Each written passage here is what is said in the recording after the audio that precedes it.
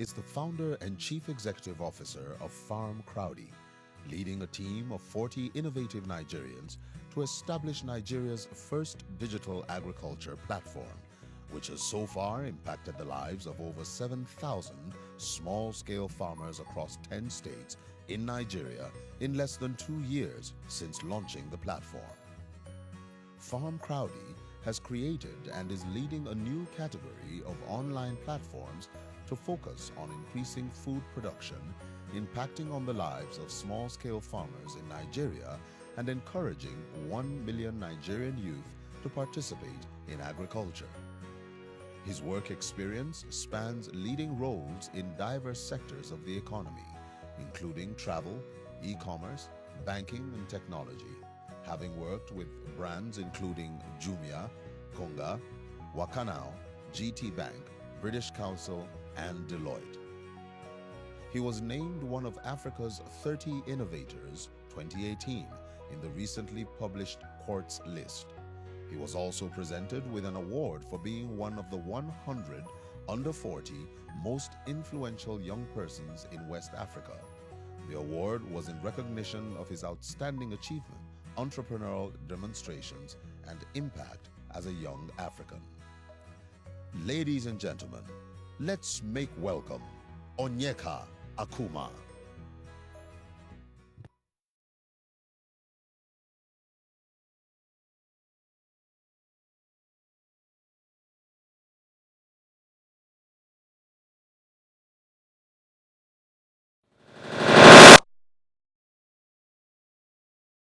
Um, this man was saying that they had to escort Dr. Ola Brown off the stage because um, if I bring out $100 now, I'll need double that escort. But I think we should appreciate this young lady. She's done a fantastic job, and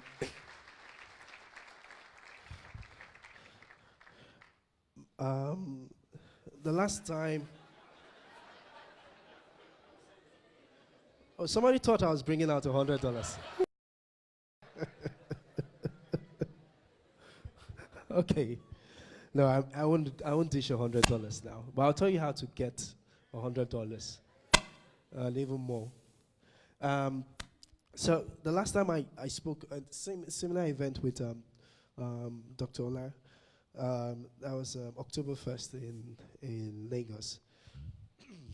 We did similar stuff. So she came out, talked about her story. I think I came out before her to talk about my story, and then she spoke about hers. And I was very inspired by her story. Mine is a bit slightly different, and so I will take similar approach. And I think the most important thing for us today will be that when we're done with all of this, every one of us is able to go out there and do something remarkable for ourselves. And I think that's what will make Love Idoko really proud of the fact that you came out and you joined this event. So I will start with a bit about my history. I know you heard a bit there, but let me start from the common places that we usually start from. My dad is a medical doctor. He has 2 PhDs. He has a PhD in obstetrics and gynecology, and he has a PhD in geriatrics medicine. You can imagine, I'm the first of 5. Okay, I'm the first of 5. I'm the only boy, and I have 4 younger sisters. They are all married now in school. And he had his practice, and what my dad said is like what everybody else would have heard that time was, you must be a doctor. I didn't have a choice. And so me and my dad, we quarreled. He said, either you're a doctor or you're a doctor. We quarreled for about 9 months. I was in SS2. I didn't want to be a doctor. I mean, he worked things out so well. I got admission to Usman Danfodio University Teaching Hospital then in Sokoto. And I didn't take that admission, so we had a big fight in the house. He said, so what do you want to do? I said, I want to do something related to computing. He said, what exactly? I said, I'm not sure, but something related to computing. I said, okay. So within that period of fighting, he then called me one day. I don't know what message he heard in church. And he called me and he said, you know what? You can be anything you want to be, but just make sure you get to the PhD level. So you must get your PhD in anything you want to be. I said, no problem. At least we had an agreement. And so my mom, on the other hand, told me, forget your father.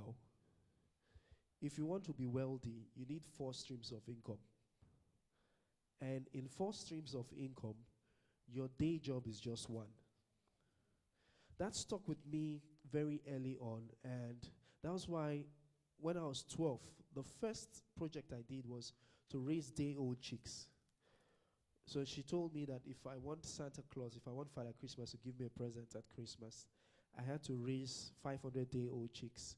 And then by Christmas, I'll give whatever I've sold, I'll give it to Father Christmas, and he'll give me a gift on Christmas Day. I believed my mom, and I dedicated myself to raise those day-old chicks. They became full-blown chickens, but I was naming them. So chick X, chicks Y, chicks Z. So the ones we couldn't sell at Christmas, they killed it and they served it on the table. So here am I coming to eat Christmas food, and I see chick X that I have raised for the past 4 months. That in itself killed the business for me. I didn't go into that business any longer. But it's funny how I've gone full cycle and landed now in Farm Crowdy. Eventually, what happened was my mom introduced me to The Richest Man in Babylon, that book, very early on. So I read that book when I was 13.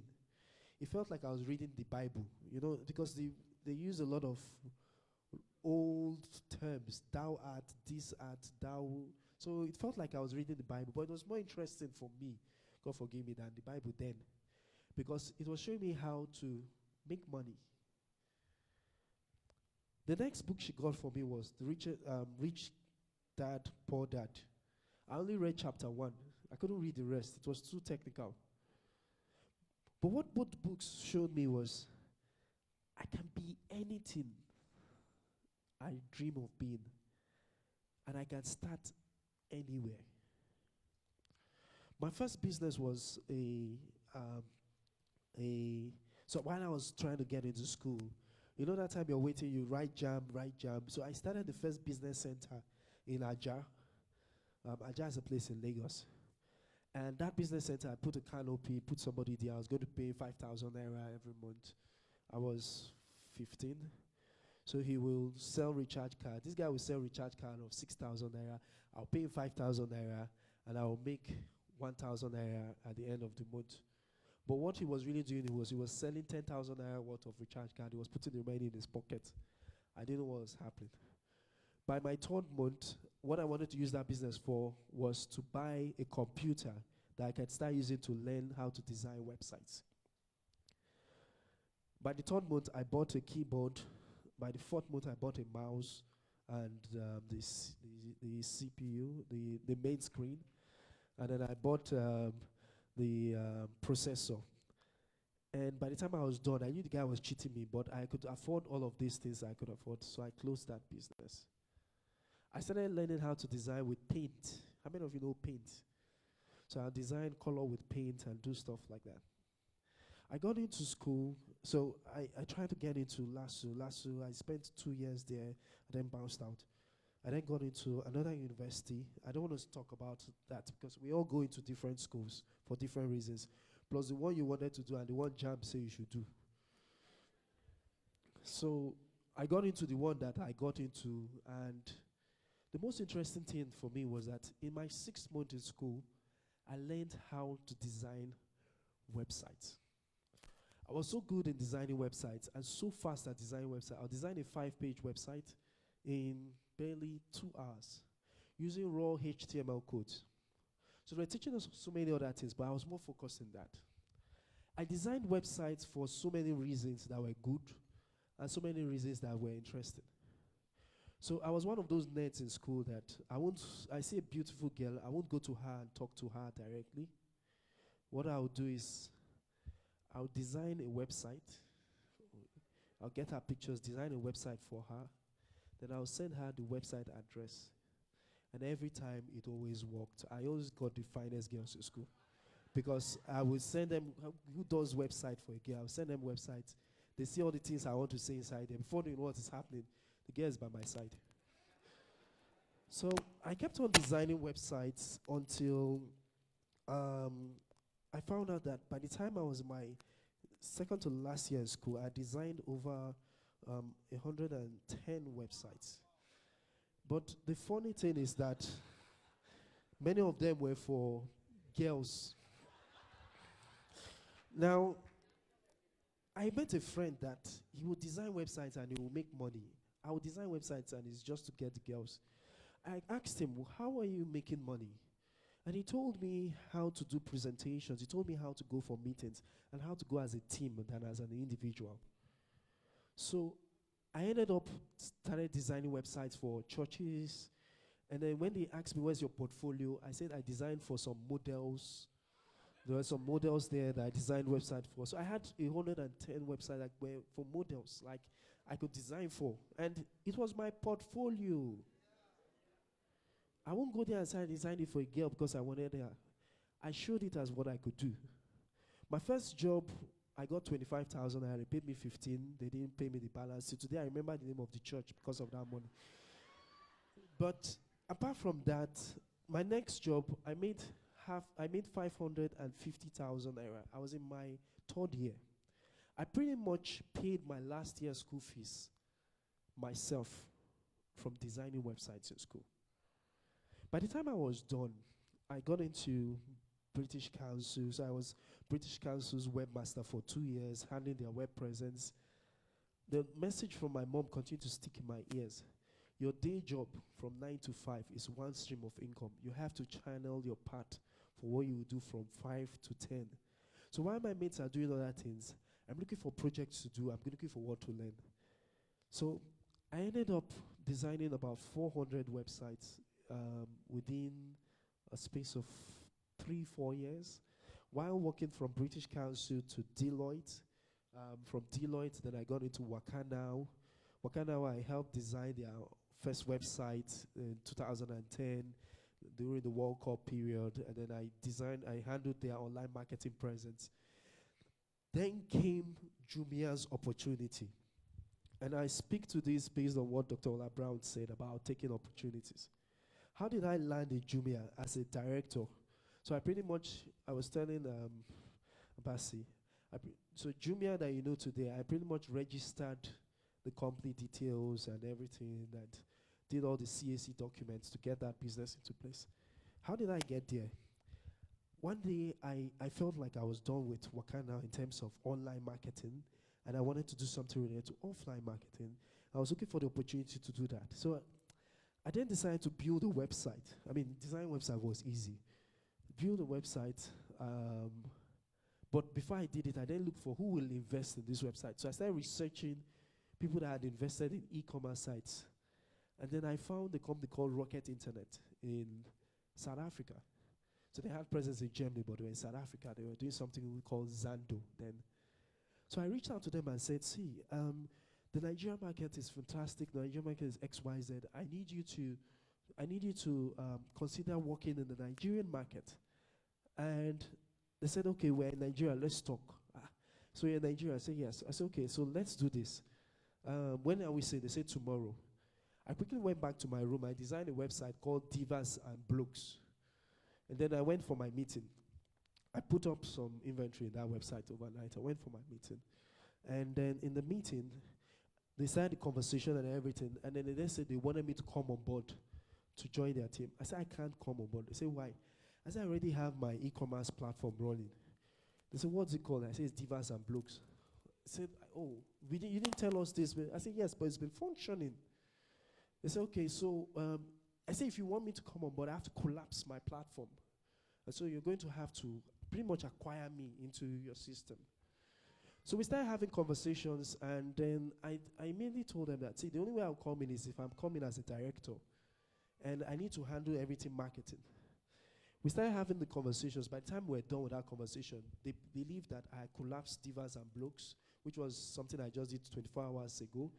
And then I became a director of marketing in that company. Now we started having conversations. And then, so my time is up. Um, I have a lot to say, but my time is up. Okay, so let me wrap this up then. That time led me to Conga, to travel to establishing Travel Better, to now Farm Crowdy. But I'll talk more about all of that later. But let me say 5 things that I need you guys to take note of. 5.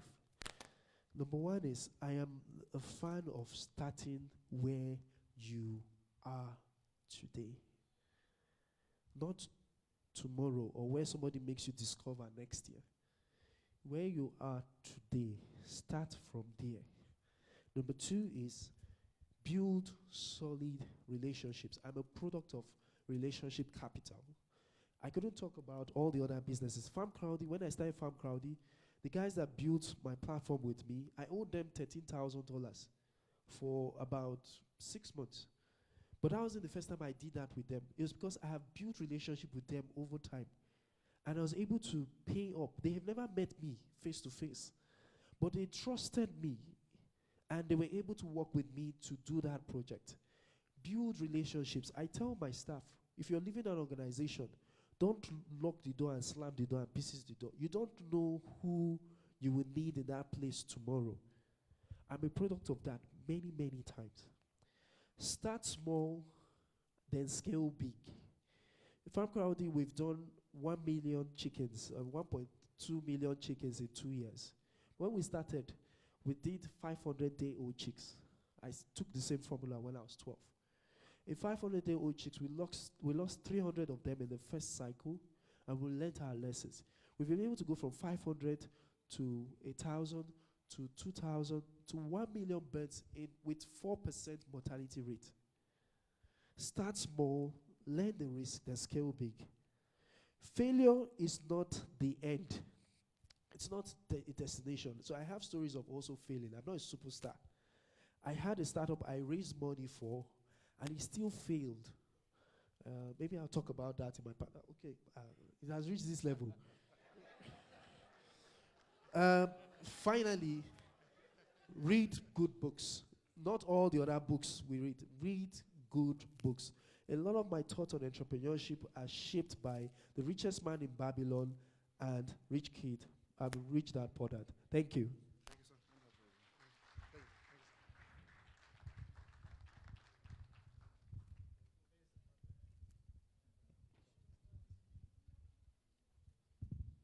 Please can we put the hands together for him one more time, ladies and gentlemen. And help me welcome the one and only diva, Naomi Oboy, ladies and gentlemen.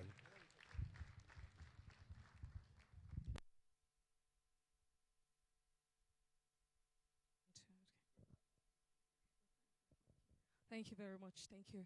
Thank you. So I'll be singing a song this morning. Thank you very much. Thank you.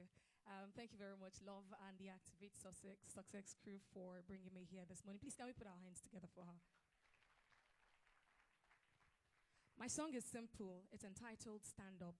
We've heard so much and we're still about to hear more. But the simple thing you would have to do today to make every single thing you listen to in this place worth it would be to take a step, to stand up, and get straight into business. Thank you.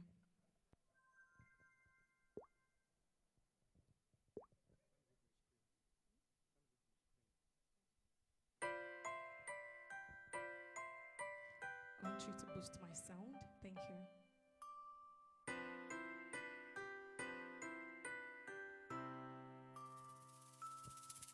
She's so beautiful, see the sparkles in her eyes. She wants to be a superstar, the very best of her kind.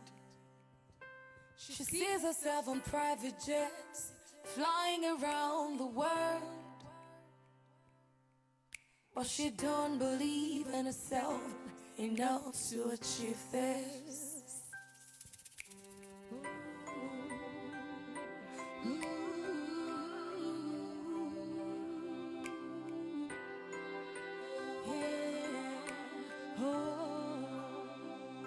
So listen. Stand up, get up. You can achieve a dream inside you. Stand up, it is possible. Stand up, get up.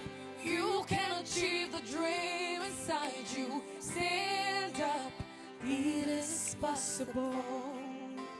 Now listen to this one. Caller graduated from school. Now he's looking for a job. Every day he keeps waiting for his phone to ring.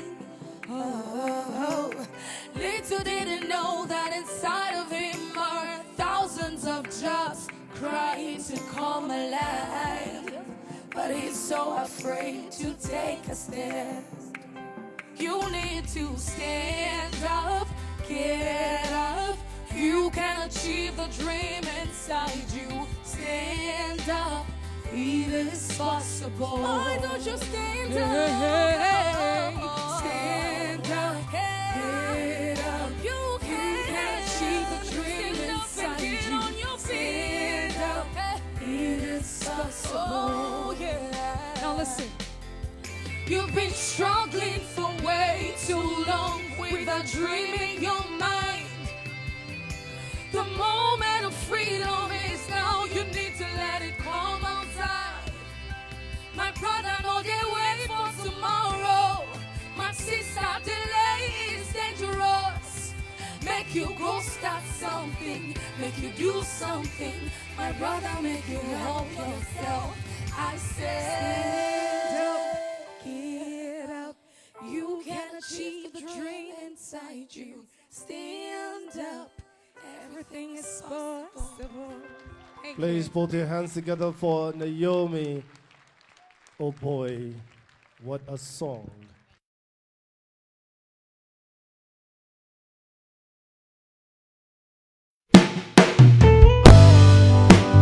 An entrepreneur is more than a title or a... An entrepreneur is more than a title. Entrepreneur is more than a title or a cliche. To be a successful entrepreneur, you need to possess the business acumen, skills, and resilience to grow and sustain your business venture. Every enterprise has its challenges. Thus, you need the right tools to face these challenges, overcome them, and build your business. Activate Success International Foundation is an NGO that has recognized this prevailing challenge and has set in motion a mandate to help people discover and maximize their potentials and unleash their creativity through inspiration, mentorship, and grants, thereby making our society a better place. A few of the platforms we have used in achieving this mandate are Activating Success TV program. Nothing happens until they happen. It's his laws that produce wealth. Life itself is fragile, and always bearing that in mind allows us to cope with frustrations and bad times. You have to be consistent. You need to create a brand. You need to be known for something, and that thing can give birth to every other thing. It is important that we live for more than just ourselves. I'd say whatever it is you see, in me that you admire, you think is great, you have the potential to possibly do 10 times better, and that's because you have my story, in addition. The secret of great people are in their routine. If you want to know a great man, follow his routine.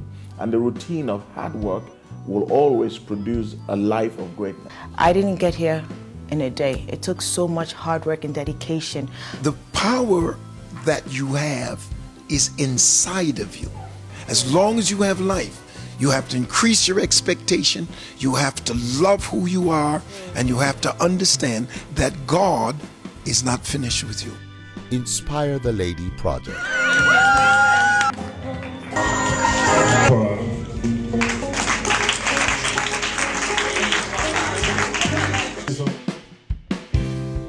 I welcome you all, and I must tell you that I'm very, very happy to be here today with all of us. I'm very, very proud of my dear sister, Love Idoko, I always tell her that all the time, that she makes me proud all the time. Whatever comes from her is unique, is original, is special, is super, is extraordinary. And I'm happy today again that she has done something out of the ordinary. How many of such platforms have we had in Benue State? For me, I would say this is the first of its kind. Youth mentoring programs. You have the power to create your future and create your destiny. Motivation magazine. It doesn't matter who doesn't believe in you. It doesn't matter who let you down. It doesn't matter who talked down on you. It is possible to be whoever you want to be. It starts with a decision, it starts with a made-up mind, and it starts with a choice. Love Idoko on Instagram. Love, it's so good to see you here. I mentioned you a few days back. Your fabulous magazine there in Nigeria. Love you, thank God for you. And so good to see you here. And the Youth Entrepreneurship and Empowerment Program, YEP, which takes place at the NYSC camps and university campuses across the country.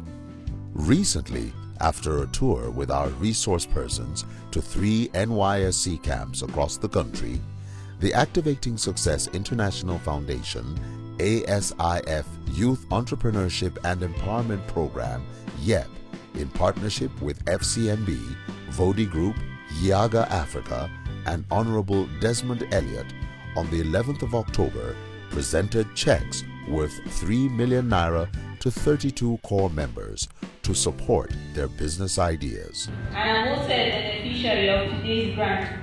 I want to say a big thank you to the organizers, which is the Activate Success International. Since May 2018, Activate Success International Foundation has empowered over 50 young men and women in different fields, from Inspire the Lady Project to the Youth Entrepreneurship and Empowerment Program. It focused especially on inspiring young people to aspire for great things. And during the course of the program, a lot of lessons were learned, a lot of donations were made. Well, today was about the skill acquisition and entrepreneurship development. We learned a lot. We are delighted that our activities inspire and empower youths across the country. Some of the beneficiaries have this to say. I wasn't expecting this. It just came as a surprise, and it's a very big one at that. I'm so excited. I thank God for the opportunity to be among the few that were chosen. I thank Love Idoko for this great opportunity. I came and I was not just inspired, I was also empowered. I wasn't even expecting this, but I'm so grateful to God and to Love Idoko. Oyita Faith has an amazing story. She is an undergraduate. She helps her mom hawk. I'm a shoe designer, I'm a shoemaker. I make shoes, bags, sandals, easy wears, accessories, purses, bags, hats, belts, and all leather works. I started doing what I do now, shoemaking. When I finished my secondary school, I needed something to hold on to because I love entrepreneurship, and I went into shoemaking. And God has helped me thus far. Currently, I'm a student of Benue State University 300 level. I'm reading English with the spirit of entrepreneurship in me. So I coined all of this together, and it has made me a shoe designer and a shoemaker. And I also want to appreciate beautiful and amiable Auntie Love Idoko. She's one lady that has been a bunch of inspiration to my life and my person. I met her through the Inspire the Lady project, Activating Success International. It has pushed my business beyond where it was to another step, and I'm really grateful for that. After the Activate Success Foundation supported her, she started making shoes. Oine Agbo's only prayer was to get a sewing machine to make bags. Activate Success International Foundation gave her 50,000 naira to buy a sewing machine. Today, she is doing excellently well. I have a reason to praise the Lord. Thanks to Love Idoko, I'm going to buy my sewing machine. On 30th May 2018, I was privileged and blessed to be among the people that were giving grants during the Inspire the Lady project held here in Makurdi, Benue State. And since then, my life has become so beautiful because I used the grant to buy this beautiful sewing machine, and I've been able to make so many beautiful bags. I've made so many beautiful school bags, lunch boxes, different sizes and shapes of souvenir bags, clipper bags, makeup bags, and so many others. I want to use this opportunity to thank Love Idoko, Activate Success International Foundation, for allowing God to use her to bless me and so many others. Favor Uloko was supported with a grant to start a business. She is in the NYSC camp at the moment, but her husband has this to say about Activate Success International Foundation. Once upon a time, I and my wife, we stumbled on Facebook, and we saw an invite by Love Idoko, and the project is tagged Inspire the Lady Project, and that was this year. And I and my wife went there. I took her there actually, and in the process of that, my wife was not just inspired, my wife was empowered.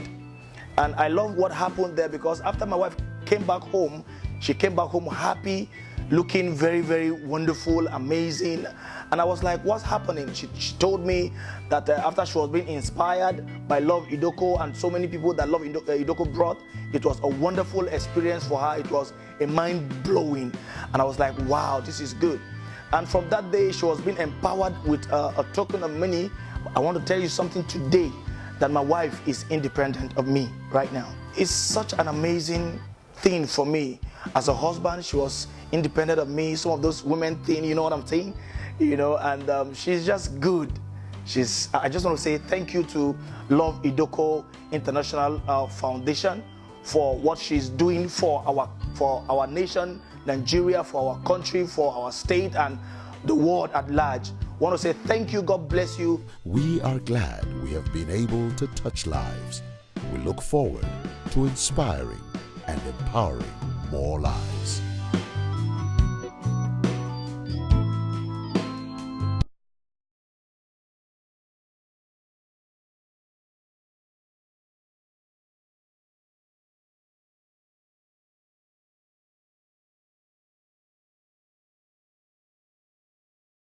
Love Idoko is an acclaimed success activator, a successful media consultant, and an international certified events planner.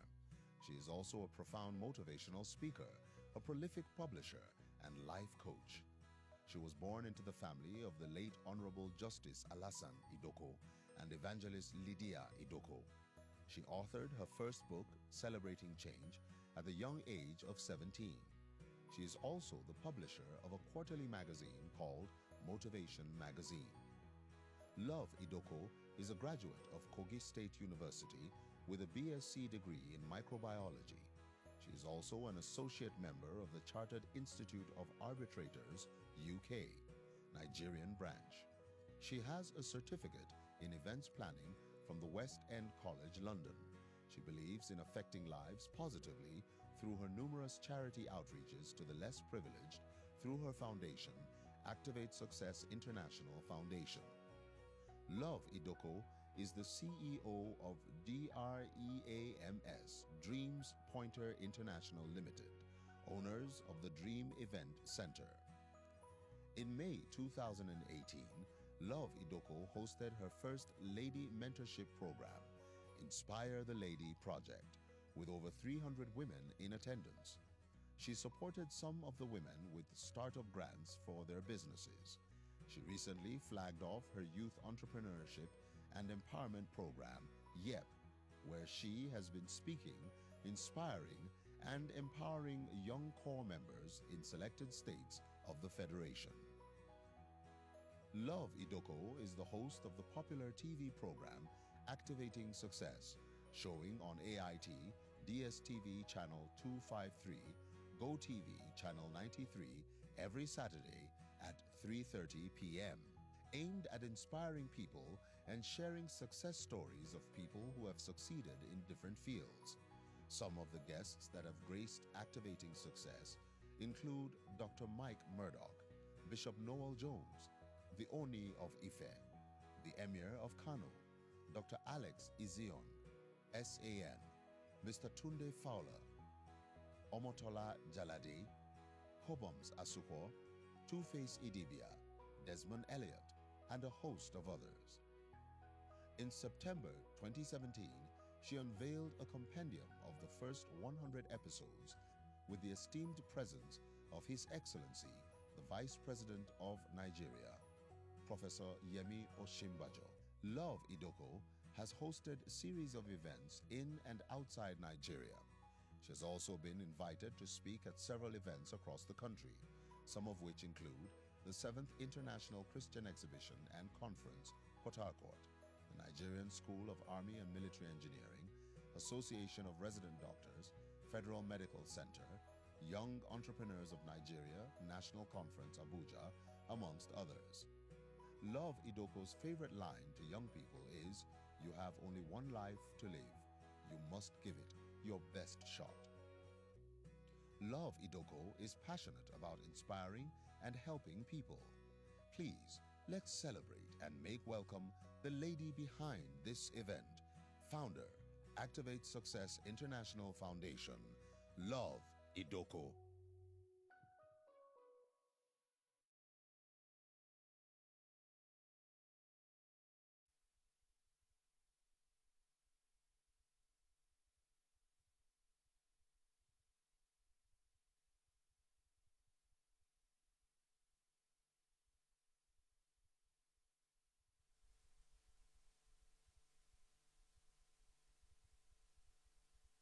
So honored and humbled to stand before each and every one of you this afternoon. I want to start by appreciating our incredible panelists seated right here this morning. I want to say thank you for coming all the way to inspire this generation. Thank you very much. Very quickly, I'll just call your names out. I want to say thank you, Dr. Ola Brown, CEO of Flying Doctors West Africa. Thank you very much. Thank you very much, Mr. Sheyi Adekunle, CEO of Vodi Tailors. Thank you so much. Thank you, Mr. Wale Aladejano, CEO Sapphire Sense. Thank you. Thank you so much, Mr. Basi Eyo, CEO Payport. Thank you so much, Mr. Tosan Jimede, Cakes by Tosan. Thank you very much. Thank you so much, Onyeka Akuma, CEO Farm Crowdy. Thank you so much. Thank you, Mr. George Okoro, award-winning photographer. Thank you so much, my dear sister, UC Rochas, humanitarian and entrepreneur. Thank you so much.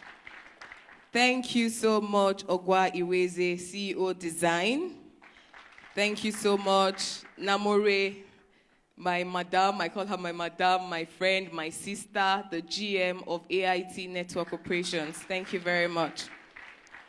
Thank you so much, my dear brother, Innocent Idibia. Thank you so, so much. Thank you, my dear brother, Desmond Elliott. Thank you. Also, I want to sincerely appreciate our sponsors who have partnered with us to make this event a huge success. I want to say thank you to Nestle Nigeria Limited. Thank you so much, and thank you for coming all the way from Lagos. Nestle actually made available the grant money we are giving out for this event. I also want to say thank you to Airtel Nigeria for being one of our sponsors. Thank you so much, Airtel Nigeria. I want to say thank you to School Me Lottery. School Me Lottery also sponsored this event. Thank you so much. I want to appreciate Tu Baba Foundation once more. Thank you for sponsoring this event and making this possible. Also, Crown Luxury Properties, thank you so much for partnering with us. Sapphire Sense, Bellanova Apartments, AIT, NTA, thank you so much. I appreciate you. We love you all. Thank you. Also, this event wouldn't have been possible without each and every one of you seated right here this morning. Thank you so much for being here today. Thank you for coming. And I believe that you will leave here inspired, and I believe that you will leave here empowered as well. I was told that some people came from Cotonou, Benin Republic. I was told that some people came from Kano State, Edo State, Benue State, and Enugu State. Thank you so much for coming all the way. Very quickly, I just want to share a few thoughts with you. The theme of this conference is Start Now. I believe that to wait until you're old to pursue your dream is to waste the person that you are. I believe that you are too loaded to fail. I believe that you have what it takes to be whoever you want to be. I wrote my first book at the age of 17. I've had lots of experiences in life, and I believe that those things happened to make me a better person. Somebody might say, why is she trying to inspire us? We just heard her father was chief judge, and she has not suffered before. Well, you may be correct, but I'm sorry to disappoint you. After I lost my dad, because we were all girls, cut long story short, long story, court cases, blah, blah, blah, village people, blah, blah, blah, no male child, blah, blah, blah. I told myself that to fail in this life will be a disappointment to God. If I fail in this life, it will be like a slap on the face of God. Like I say all the time, you have only one life to live, you must give it your best shot. I told myself I cannot afford to fail. My father, who was chief judge, may have died, but God, who is the source, is still alive. And I bought a table, I bought an umbrella, and I started GSM business. I started selling recharge cards, what you call call cards, and making phone calls for 30 naira. In the same town where my father was chief judge for 15 years. In the same town where I go to school, I had an official car, I had a driver. I started selling airtime. Now, from a very young age, every time I am broke, that is the most creative season of my life.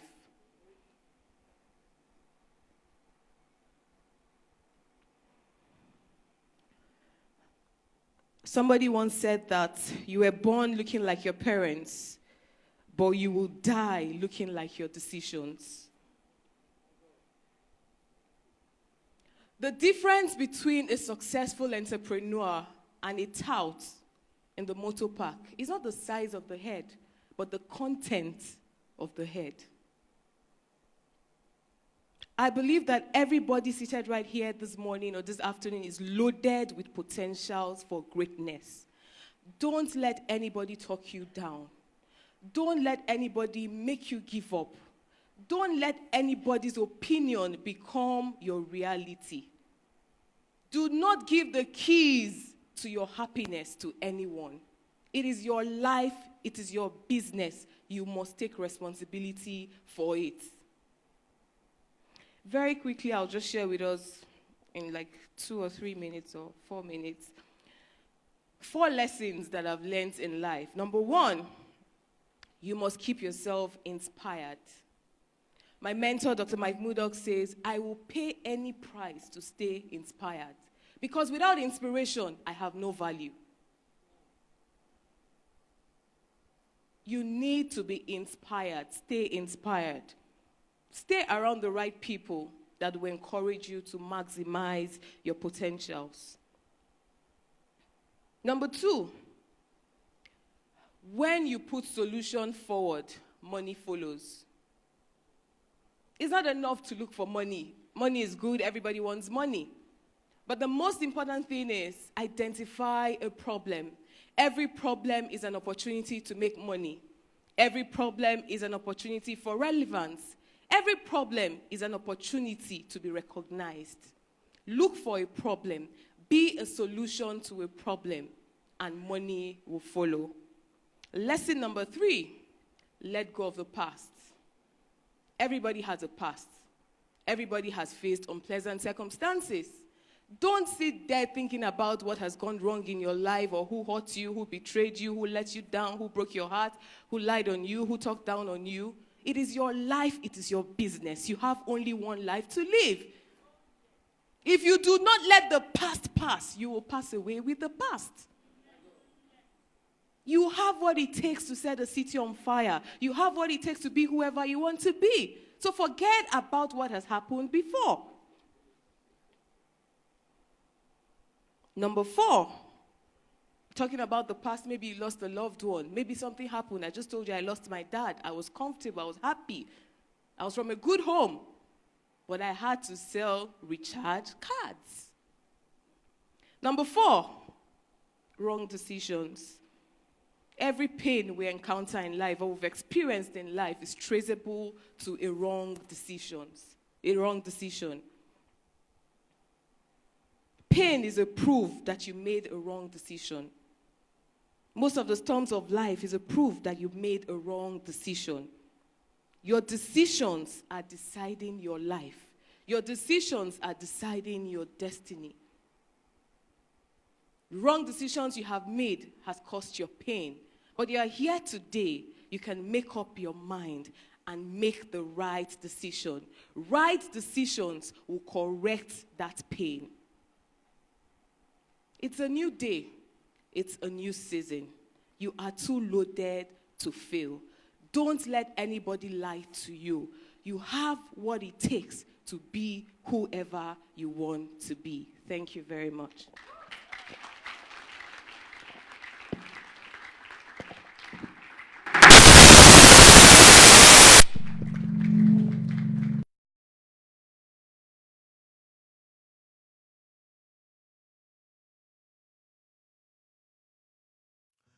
UC Rochas is a humanitarian, international relations specialist and entrepreneur. She is an advocate of free and qualitative education for the African child and an enthusiastic businesswoman focused on achieving superlative success and excellence. She is the CEO of Walsh Blank, the Walsh Concierge, Urella Properties, and the director of Rochas Foundation College of Africa. In 2014, she started the Rochas Foundation College of Africa. Under the Rochas Foundation, ROFOCA was established with the goal to provide free high school education to less privileged children across Africa, while promoting unity in diversity. In 2016, ROFOCA started working with heads of states and several local foundations to select 5 children from each African country. Since inception, the foundation has hosted several international dignitaries such as President Ellen Johnson Sirleaf, President Julius Maada Bio, Vice President Yemi Osinbajo, President Jacob Zuma, President Nana Akufo-Addo, Deputy Prime Minister Paul Dlamini, international ambassadors, African Union and United Nations representatives. UC is encouraged by the myriad of opportunity on the African scene. She is ardently dedicated to humanity and the fight for every child's right to comprehensive and quality education. Ladies and gentlemen, let's make welcome UC Rochas.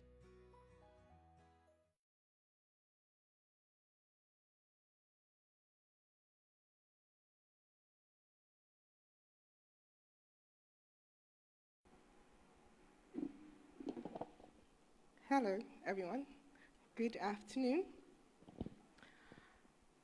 I would try to be fast because I am very scared of those people coming to stand behind me. So if you see them coming, please signal from the back, and I'll go out from this way. So I love so much that when she asked me to be at this event, I did not even ask the topic. And when she finally sent the topic, I said, she's a wicked person. She's wicked because she has put me in a very difficult position. I would have preferred to speak on something like hard work, live happily ever after, how to have a great time in Nigeria, or anything else but start now, because start now is not a topic, it's not a theme, it's a command.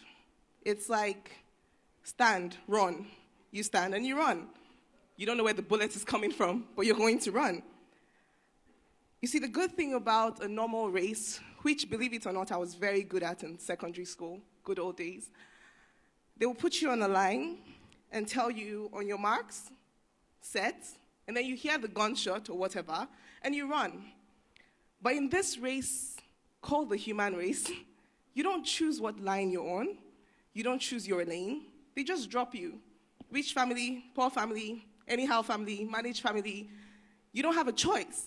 And the worst part of it all is you don't even hear the gunshot. She wrote her first book at 17. At 17, what was I doing?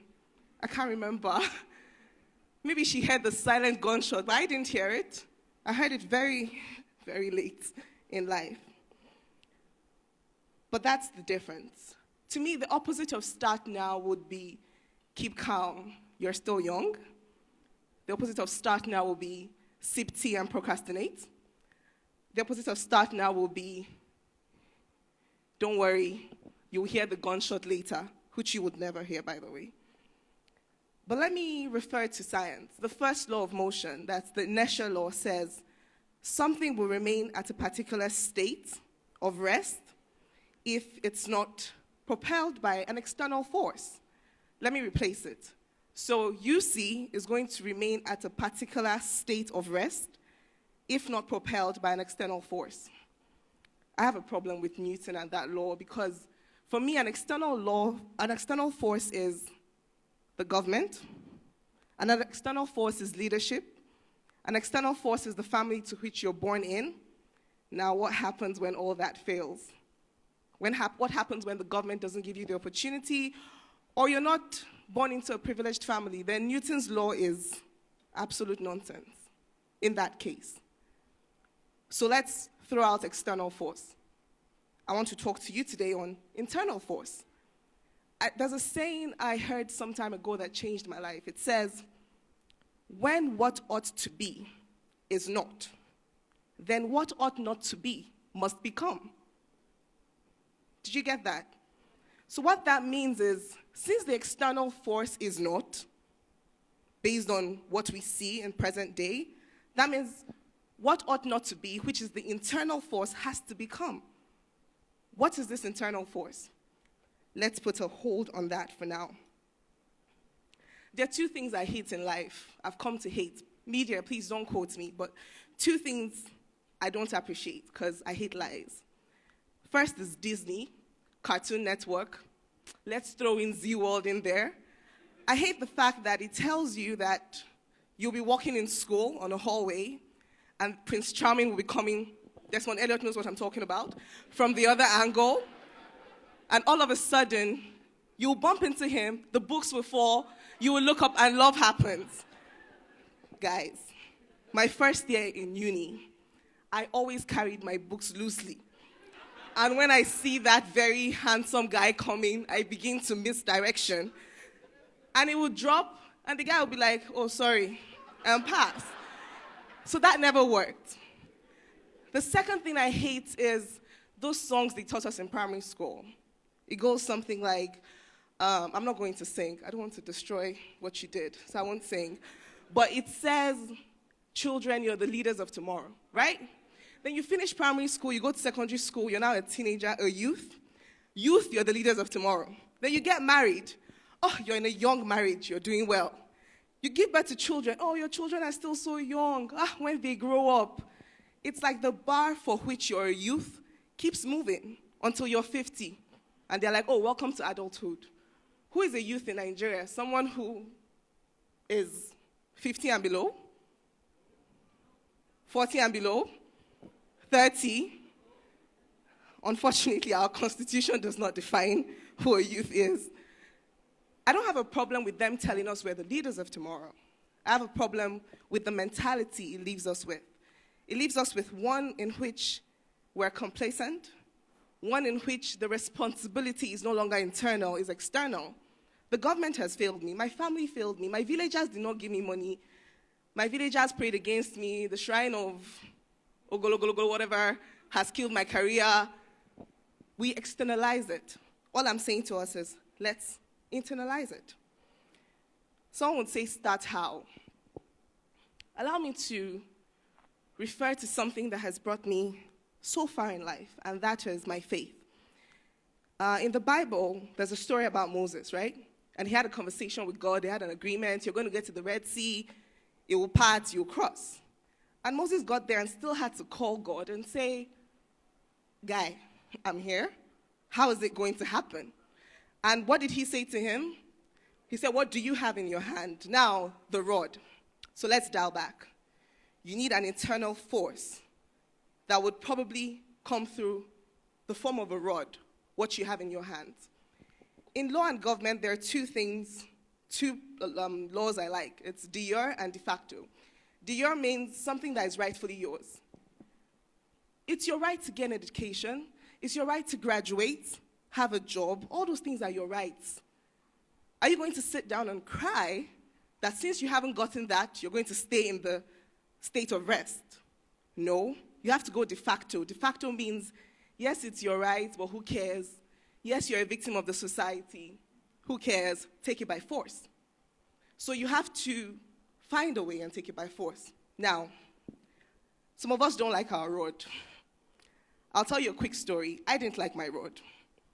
For Christ's sake, why couldn't my rod be Two-Face's voice?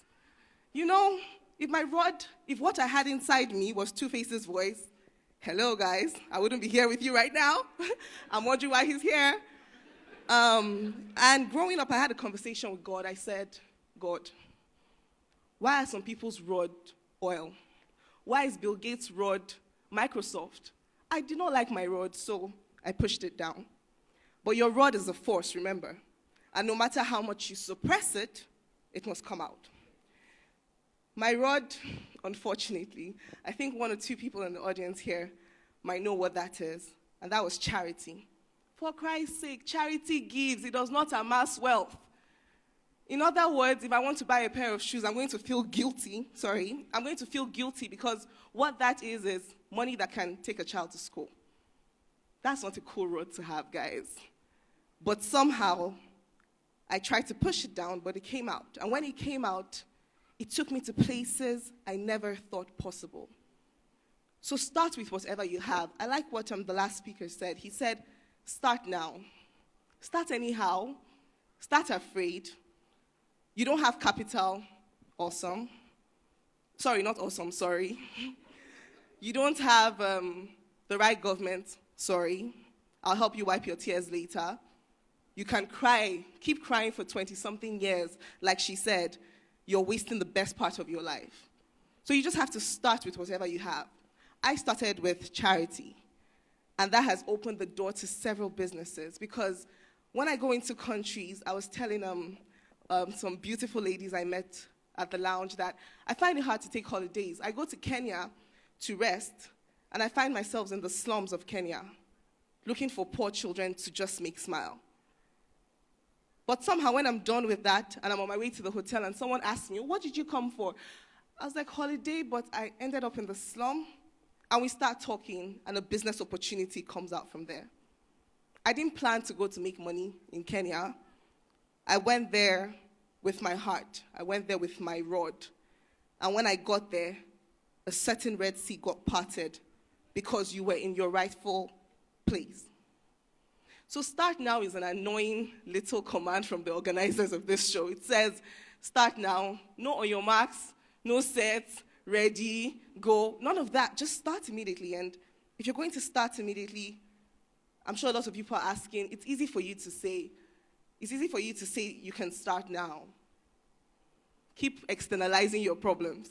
Internalize it and ask yourself, how can I start now? What do I have? Okay, I like driving, or better still, I don't like driving. I don't know how to drive, but I like organizing drivers. Does that mean I should go and become a car park conductor? Not necessarily. I sat with a very young, brave boy that told me He doesn't know how to drive. But he wants to get people from one location to the other. And in my very silly self, I said, guy, you're late. That's Uber. And then he said, no, I don't even know what Uber is, but I don't even care. It's not like Uber. I'm concerned about people who are drunk from the club and can't get home. And I said, okay, now that's your road. But since you're concerned, what are you going to do about it? You don't have money to just be driving people up and down. He said, no, but I have 10 friends. And these friends can drive, and they are jobless. So I'm going to take them in front of the clubs, introduce them to the owner. We'll wear suits and package ourselves so we look very responsible. And what's going to happen is when people get too drunk, and their friends, what happens when their friends can't drive them home because they have their own cars to take home, and they don't want to leave it in the club because it might get damaged by morning? So what do? They turn to this boy and say, can one of your drivers take him home? Now, he's going to charge 10,000 naira for that ride home. He will pay the boys 3,000, and he'll keep 7,000. That's not Uber. That's street smartness. That did not come from America. That came from the hustle within. That came from an internal force and passion of, I just want people to get home safe because people die too much after clubs. My question to you today is, what is your force? Let's forget the external problems. No capital. Everyone who has spoke here, I don't think anyone said, I started with 100 billion from Dangote. No. But for example, the guy Dr. Ola gave $100. I'm sure your problems might not be solved with $100, but now you have $100 and you have a force within. So start with that. If my sister could do it from recharge cards, I'm sorry, but you don't have an excuse. The problem is some of us are too big. I said we don't like our road. I did not like my own. What if your road is selling recharge cards? How do you know it's going to take you somewhere else tomorrow? But some of us are too big because we cannot post that on Instagram. God forbid the day they see me under umbrella in the sun with all this packaging selling recharge cards. Now you see that you're hanging yourself. It's going to keep you at a state of rest for a long time. Thank you very much.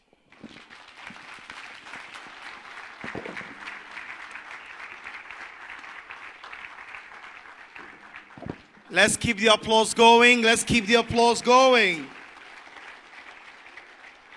Great, great, great, great. From the streets, we say nice one there. Really good one, really good one. How's it been so far? Eventful? Insightful? Instructive?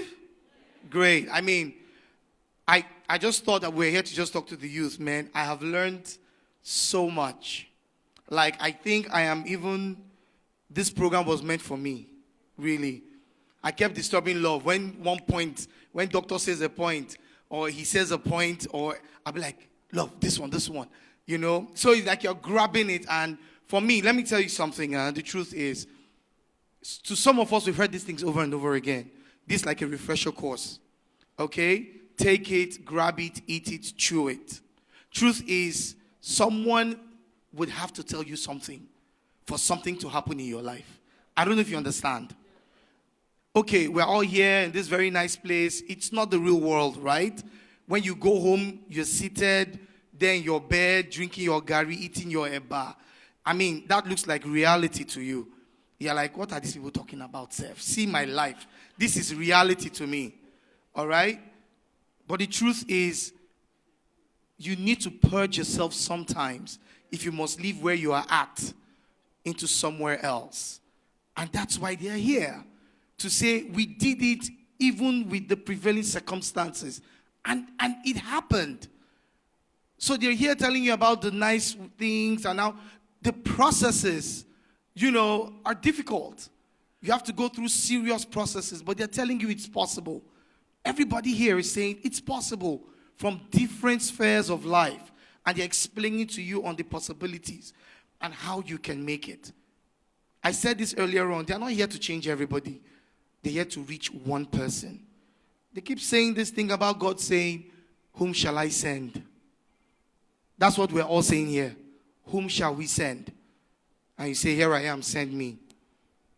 I called my friend on my way here when I landed, and I said to her, what are you, where are you? Say, I'm home. You are home care. I'm going for this program.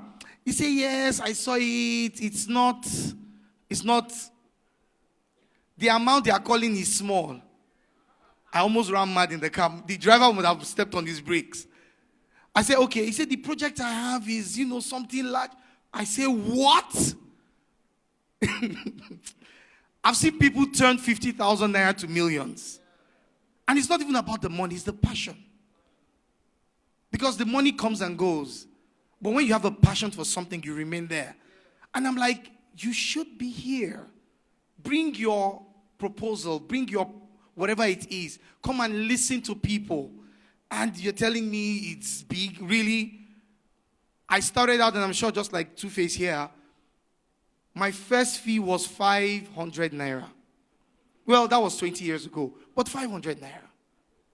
I rose to the point where per film it was getting to like almost 2 million naira per film. But I started doing the Waka Pass. So if you don't start and become worthy in little things, honestly, I need us to charge ourselves. To those of us who've gone to NYSC, who've served already, we know about the Said program, which I think is one of the greatest programs Nigeria's ever done. And the NYSC program as well. In as much as I think we've not done enough to build it, but I think it's the only consistent thing we've had since the 70s. And I ask us, what have we learned? Even in our Said programs, what have we learned? All right. To that end, we're going to, and I'm sure a lot of us know that, we have a grant coming up. We're going to be giving grants of, I'll keep all that amount later, and I'm just going to tell you the process by which you can assess it. Yes, I'll tell you the process. I know. I'm not letting the cat out of the bag yet. But the good news is we've made sure that everybody who's in this hall stands a chance of, getting your startup pack and grant. So, good things and good news. So, it's not just to Nigeria, but to those who are here. All right? So, please give yourselves a round of applause.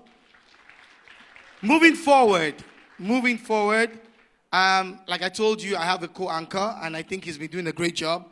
That's the electronic media, and I'm going to leave him to continue doing his job. So we're going to go into the panel segment, and please clap for my co-anchor. Yeah. No, not me, the screen. Okay, so I'm going to leave him to do it. All right, so stay tuned as we have our panelists come on. Thank you. Innocent Uja Idibia, also known as Two-Face, also known as Tubaba, is credited with being one of the key figures in the rise to global prominence of what has been described as the sound of 21st century Africa.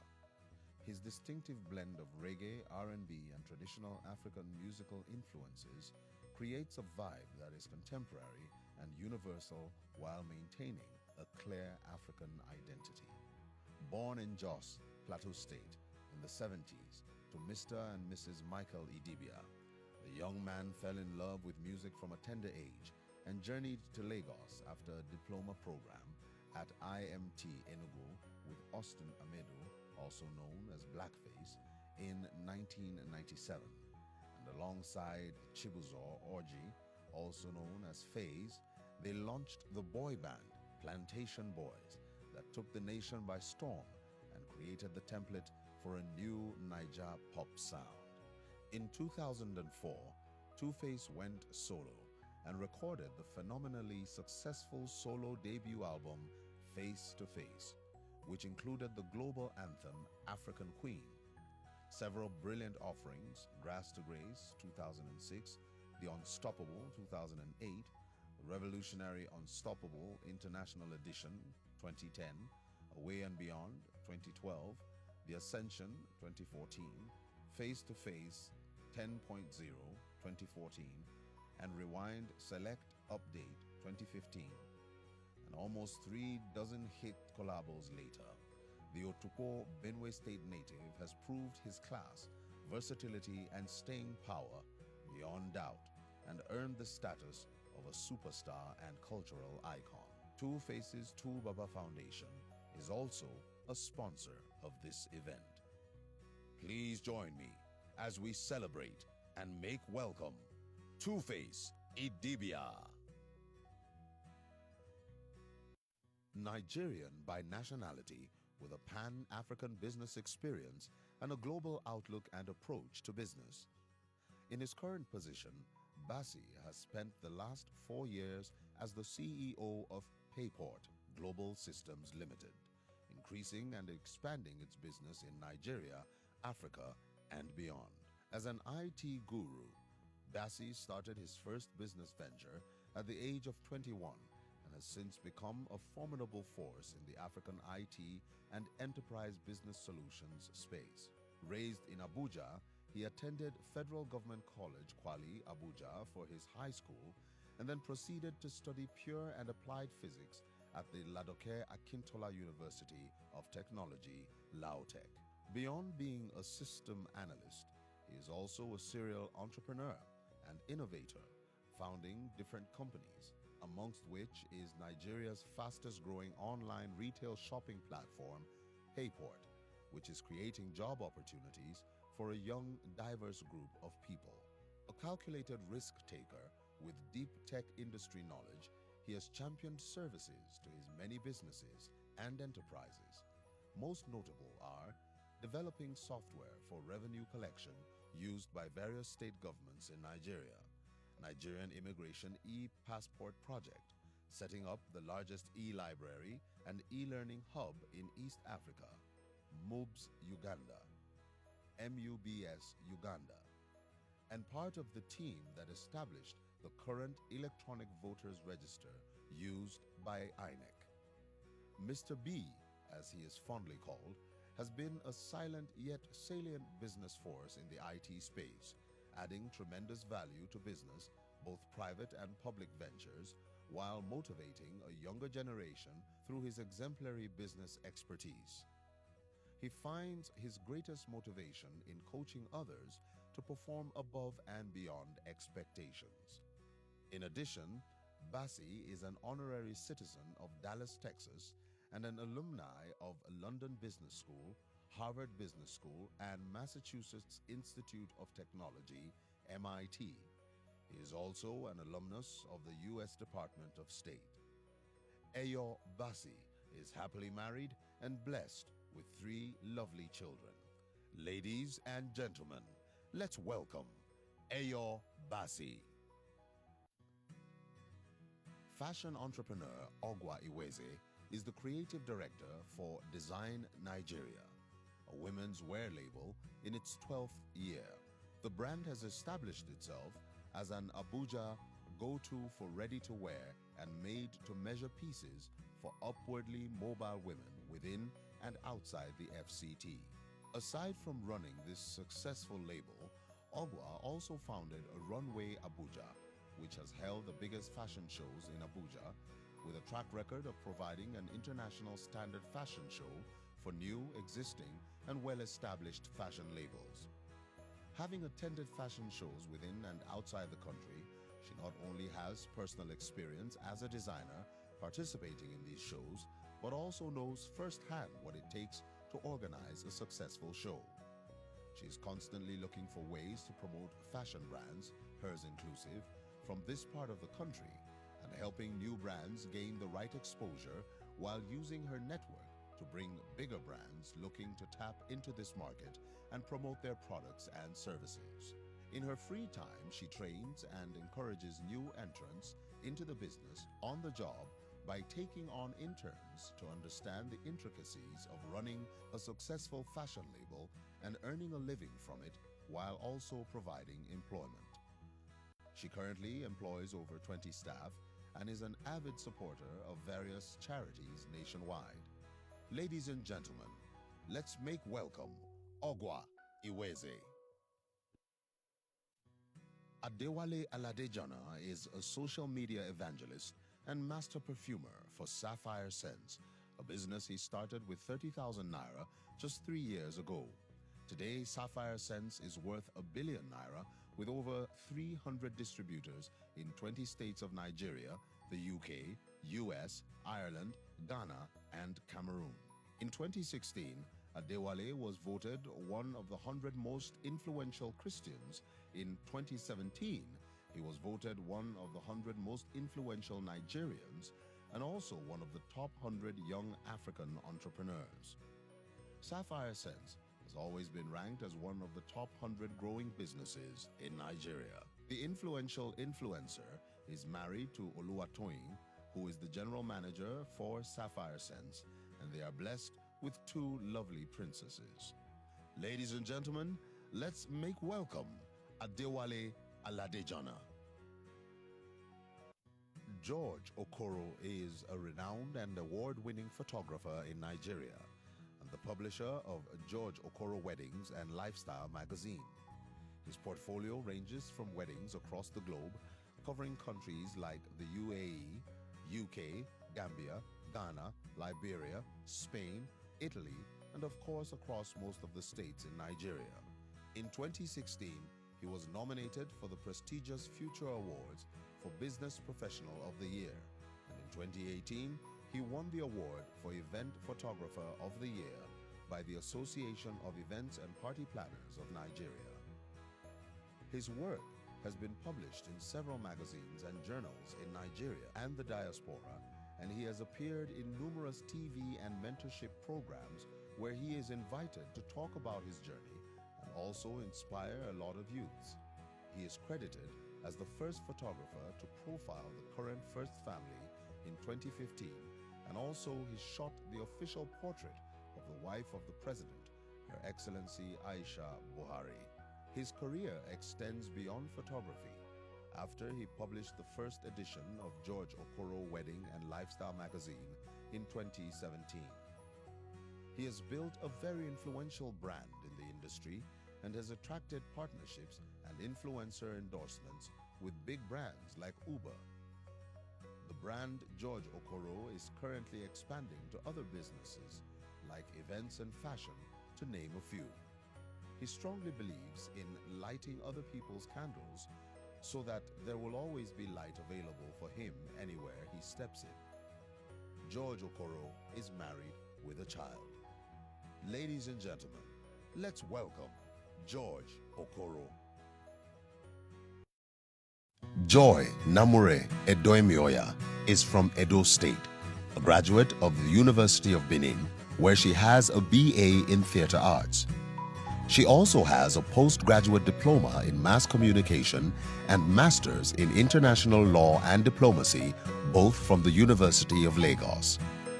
She also has certificates in presentation from the FRCN Training School and NTA TV College, Jos, where she also studied broadcast journalism. As a youth corper, she served at DBN Television in Lagos, where she was retrained as a staff. At DBN, she worked as a duty continuity announcer, presenter, and producer. Some of the programs she participated in are Thinking About You and Night Shift. She joined Africa Independent Television in 1997, where she has worked as a programs officer, producer, presenter of several entertainment and current affairs programs, a reporter, and a newscaster. She has been in the broadcasting profession for 22 years now.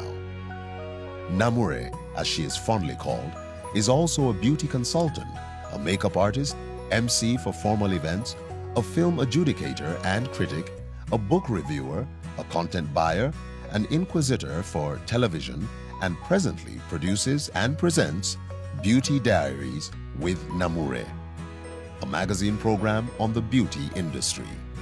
She is the General Manager, AIT Network Operations.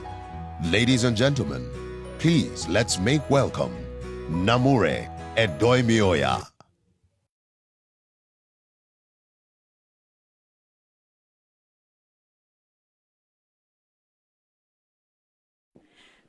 Okay, let me do it the formal way. Good afternoon, distinguished guests, ladies and gentlemen. For the youths in the house, Desmond gave us a key earlier. I'm going to try to do that. Desmond, you said national. Not youth. And they went, yep. So youth. Awesome, awesome. This is going to be very interesting. I'm here today to ask some questions you'll be willing to ask them if you were sitting with them like this. And we hope to learn from them. We have a short time, but we'll try as much as possible to get all the answers from them. Youth? I love you all. Now to my panelists, it's a great pleasure to be here with you all today. For some of you I know, for some follower on Instagram, read about you already and know some things about you. It's quite interesting. I remember those days in AIT, Alagbado, Lagos. This young man comes up to say, good afternoon. Oga Kenny said you should interview me on lunch break. With his big shirts.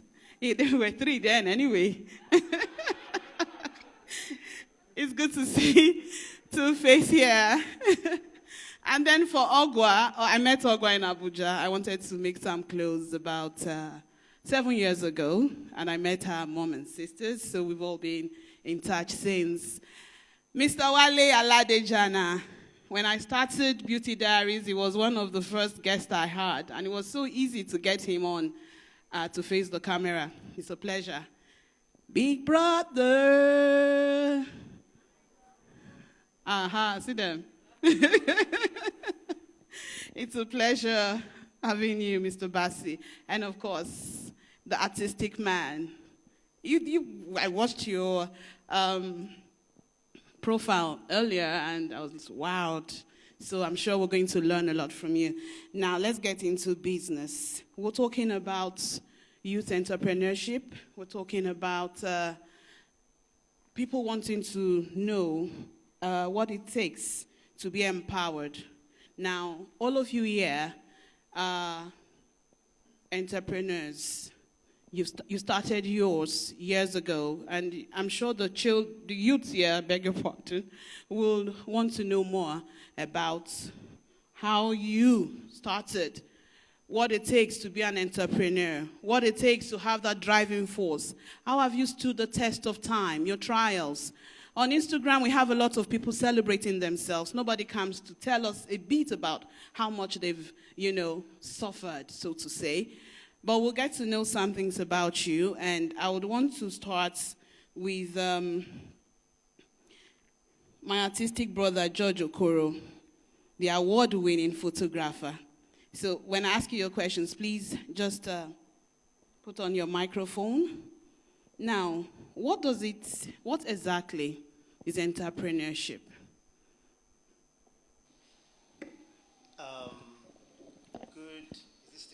It's afternoon. Good afternoon, everybody.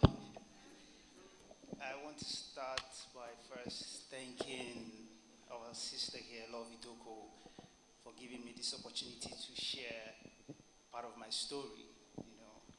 It's been such an interesting journey, and listening to every other person here speak today, I could see that there are a lot of similarities in the process.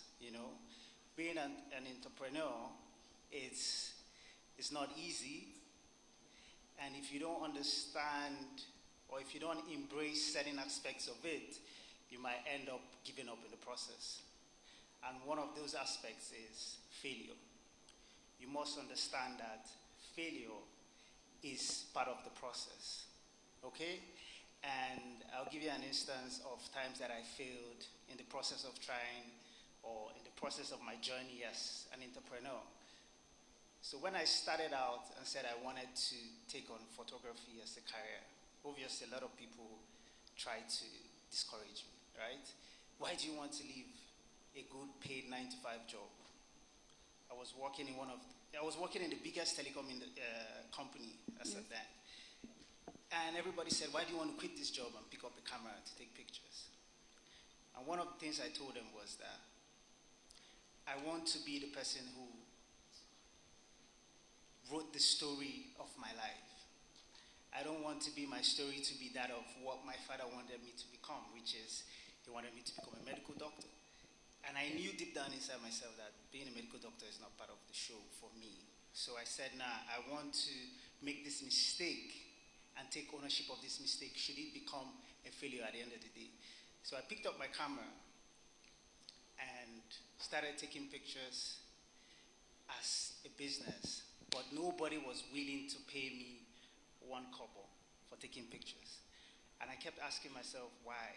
Why is it that people cannot find value in what I was doing, you know? But there are other people who are doing the same thing, and people pay them top dollar for doing this. So in the process of this journey, I decided to start up a website because I needed to change the narrative. I built this website on my own, and I called it mybirthdaypictures.com. So I took this model from what Bella Nigeria was doing at the time, which was they were celebrating weddings. And I decided to go and celebrate people on their birthdays. So when I see a friend puts up a picture trying to wish somebody happy birthday back then when BlackBerry was trending, yes, I call you up and say, hey, I want to come and take pictures at this event for free. So I show up there, I take the pictures, I do a story about this, put it up on that website, and send you a link which you share to your friends. So what happened was, people now see those pictures and they say, hey, I want this same person to come over and do the same thing for me. So now they are requesting for that service and they were willing to pay for it. But today, my point is, today that website is no longer existing, but the brand George Okoro is existing. Okay, thank you very much. A round of applause for him, please. Thank you very much. Okay, I would like to ask Ogwa the same question. The days of bling bling started with Ogwa, if some of us know that. The days of sequins on our fabric started with them. The days of patches, having all of the Ankara fabrics, started with them. Now, Ogwa, tell us how it all started for you. How have you been able to keep on? Hi, everyone. So for me, fashion was something that I always loved. And I studied accounting, and I went on to do my professional qualifications in accounting. And then I came back, and I found that I had to go to Lagos if I wanted to get like the kind of job that I wanted. And then I knew that I wasn't going to move to Lagos, so I was here. And I've always loved fashion. I've always liked dressing up. But I mean, now with experience, I've realized that that's not all I needed. But I started from there. I started with one sewing machine, 100,000 naira, and knowing all the customers that I had. I knew everybody one-on-one.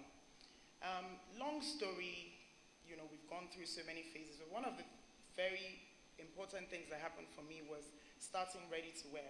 It's a big thing now. Everyone is doing ready to wear, but back then it was crazy. It seemed like, how can you make clothes and just put them up and then people walk in and buy them? Are you mad? And I was like, yes, because some people don't have time. They have something they want to go for now and they need to, get something to wear. And that's how it started. It literally started from, okay, let's just make a few pieces, put up and see if people would walk in and buy them. And then it became a thing and everyone started to do it. And one of the things that changed the game for me was the first time I actually was at an event and I saw someone wearing one of my pieces and she didn't know who I was. And I was expecting her to say hello to me, but then by the time she walked past me, she didn't know who I was. And I was admiring her, looking at, oh wow, look at one of my pieces, but she didn't know who I was. So I was like, wow, okay. So this made me realize that I had moved from making clothes for family and friends, knowing everybody I was making clothes for, and now extending it to people I didn't know. And today I can sit here and then orders are going in and out and my staff are dealing with those orders and I don't have to meet everybody one-on-one. And it's one of the things I tell people I meet along the way all the time is that your business has to be able to grow from you one-on-one clients because you're thinking about the money, right? You're thinking about how you can make that big money and eventually you're going to have to hand it over to other people to handle and deal with. And you're overseeing everything. But the entrepreneurship journey for me is pretty much quite simple. And just in case I don't get the chance to speak again, I just wanted to say to everyone here who, regardless of whatever it is you're planning to do, it doesn't have to be fashion. The most important thing for me today, because again, your values keep changing, you keep discovering new things. The most important thing for me is you have to sell what people want. You have to sell what people want. Whether it is rice or beans. It has to be what people want. And so in creating pieces that I have sold over the years, and I see people buying the same pieces over and over again, and then it goes into 100 pieces, 200 pieces. I'm like, wow, okay, so I've been able to create this one piece, and I've sold over how many, 100 pieces of it. It made me realize this is what people want. So I might like a design, I might love it, but nobody else wants to wear it. It's just me that likes it. And I wear it, and I'm happy, but nobody wants to buy it. But then I might design something, and then every day people are sending message, I want this dress, I want, and I realize over time, I must design things that people want to wear. Okay. And in so many ways, we see this happen over and over again. I'll give a very short story of the World Cup. It was 4 weeks, right? And I watched a small documentary on BBC. It was an Igbo guy in the market, and he was speaking pidgin English. And those are the guys I look up to, by the way, by any intent, because they are the ones that understand numbers. And he said something. He said they saw that the World Cup was coming. Nike released the official jersey, right? And it was all over the news. It sold out. There were queues going down the block, and everyone was rushing for the jerseys, and people couldn't get these jerseys. I knew people who were going to the World Cup in Russia, and they couldn't find these jerseys. They had to go to the market to buy whatever they found. Now, guess what these guys did? They brought in 300,000 jerseys, and they sold every one of them. Now, what was that? That was necessity. They sold what people wanted, simple. And it was just maybe 8 weeks or 10 weeks. So for me, that is one of the things that entrepreneurship has taught me, is that whatever it is I have and I want people to buy, they have to want it too. It's not about my ego or what I like or what I want, it's about what they want. So I'll stop there for now. Thank you very much. A round of applause for her. It's not about them, it's what they want. Okay, let's take it another way now. Mr. Ayo, you are the CEO of Payport, and you're a risk taker. You've done a lot of things. The young ones nowadays, all they want to be they want to be entrepreneurs. They want to have their own business. Some do not understand what it takes to have their own business. Some are not ready for the challenges ahead. Now, how did it all start for you? Using yourself as an example or sharing your experience, what would you advise those that want to be entrepreneurs? Okay, good morning or good afternoon. Good afternoon. Thank you so much, Love. I'm really impressed. First of all, I need to also say this. I'm a typical Abuja boy. So I went to Lagos to meet them. So everything started all from Abuja. So kind of, I'm one of you guys here. Way back, since 83 I've been in this city. Okay, the journey so far, well, I've been trained just to share my story. I'm not here to teach you what to do. I just hope maybe when I try to share some parts of my story, you'll be able to pick some points off of it. They are not bullet points, they are not key points or anything. It's just my story. So the journey for me, I started as a tech person, basically in Abuja here and all of that, and I got into my regular 9-to-5 job, and well paid. We were paid what we used to call those days Amroba salary.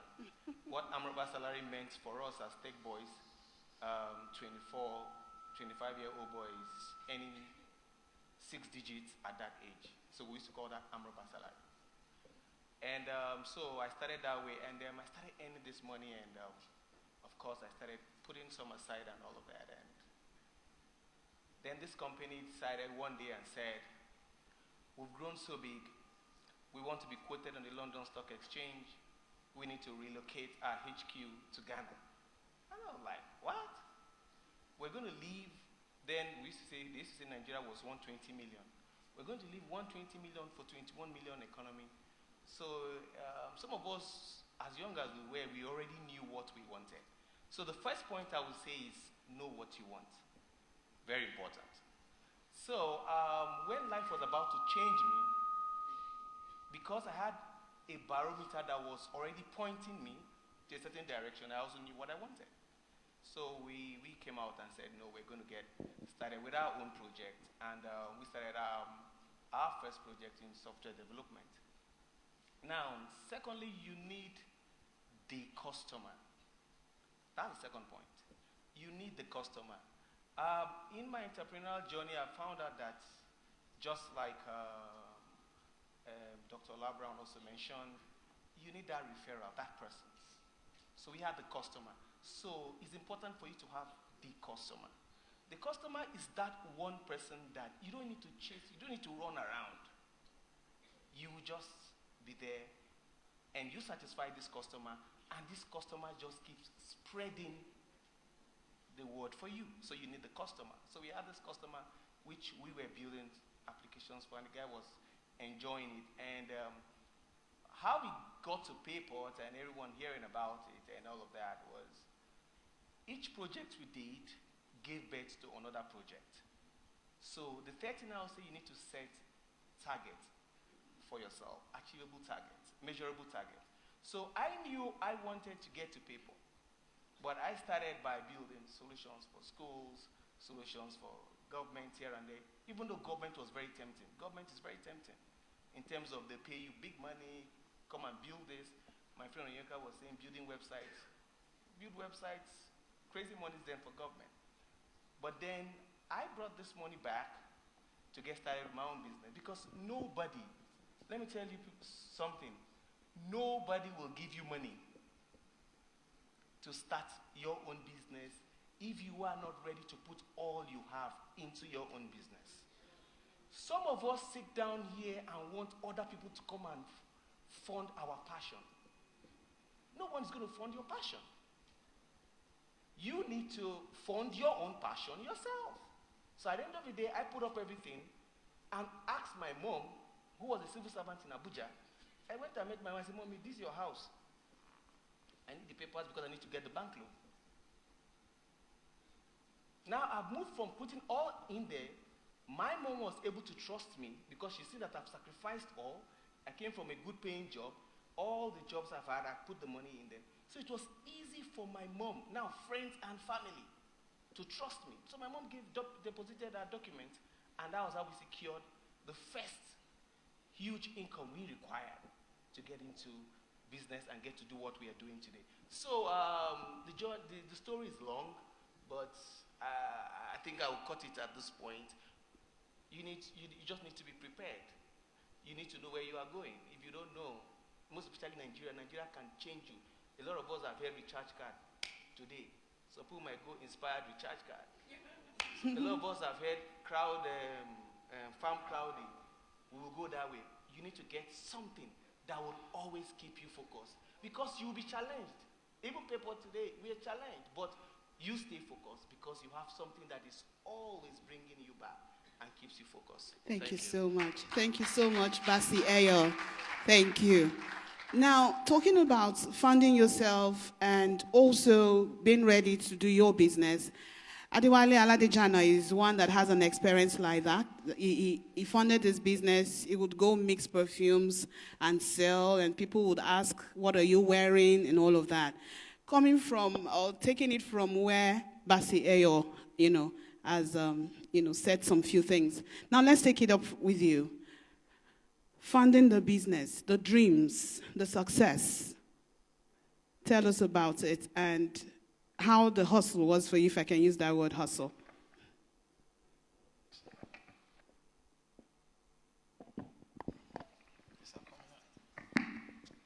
Okay, all right. Thank you so very much, and I'm so excited to be here today. Thank you, love. This is a beautiful event. You sure know how to do stuff. She does. And I'm honored to be amongst my fellow panelists here. You see, when it comes to raising money and starting from where you are, you have to be sold out.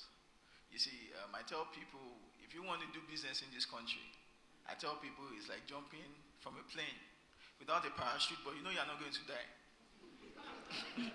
I'm telling you, you have to be totally crazy. You have to be absolutely crazy.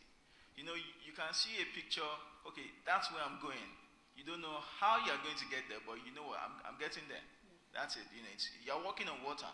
You get it. It's crazy. It's crazy faith. And before you can do all of that, just like Lady Rochas, you were phenomenal. You were profound. She said something about a rod. The rod, yes. And I've come to realize that you will never ever discover the power of your rod until you have Egyptians at your back, the Red Sea in front of you, and you're in the middle. Yeah, and you're thinking, okay, so how do we do this? That's when you get creative. That's when, if you have any anointing, that's when you begin to feel oil on your head. I'm telling you. So here I was in 2015. I've been working in an organization for 4 years as an assistant, earning 130,000. With people I hated. And I was transferred from Benin to Abuja.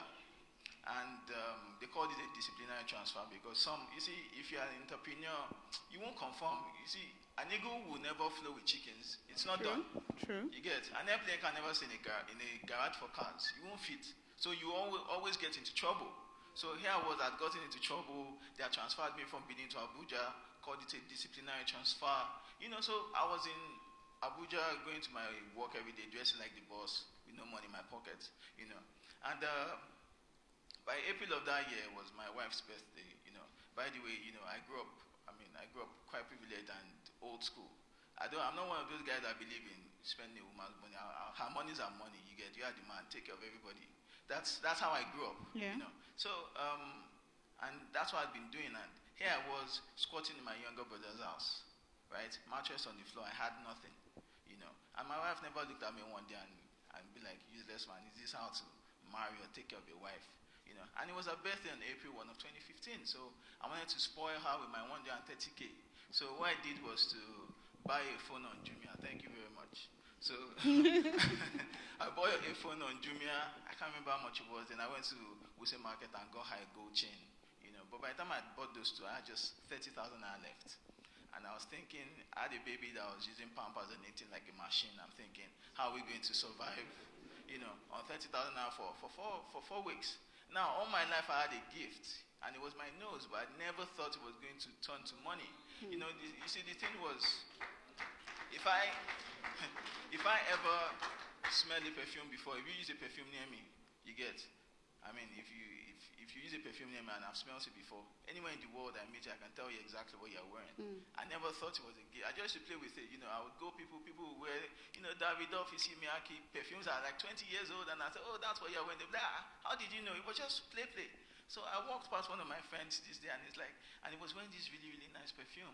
It was one of them oud perfumes from the Middle East, and he said, oh, it's oud, you can get it in Dubai and all of that. But I now began to think, okay, maybe I should try and sell this perfume. But I don't have money to go to Dubai. What can I do? I knew it was a Middle East thing. They will have something close to it at Wuse Market. I was happy people would like it. So I faced Wuse Market and began to ask everybody, oud. By the way, no offense to people in the north, but if you want to ask for direction, ask a Yoruba man or a Igbo man. Don't ask another person. They won't, So nobody told me where I could get to that Wuse Market. But eventually I found a store. It smelled really, really horrible. But you see, your gift, even at its rawest form, can still find a way. So I entered this store and I began to look at all the stuff they had. The really horrible smelling stuff. But I could pick out four bottles that had wood on it. And I went to do my research and I started disturbing everybody on social media. This is how Dangote smells. This is what all the billionaires are wearing. If you don't wear this perfume, you have not even one perfume in your life. I started like that, and I began to market. I'll get my office put up on social media, and people start ordering. Break time, I rock Chisco Motors, send people. In 3 months of doing that, I made ₦1 million. Awesome. Long story short, 10 months later, I was able to quit my job of 4 years, give them 1 month salary back, and moved on with Safa Sense. Yeah. A round of applause for him.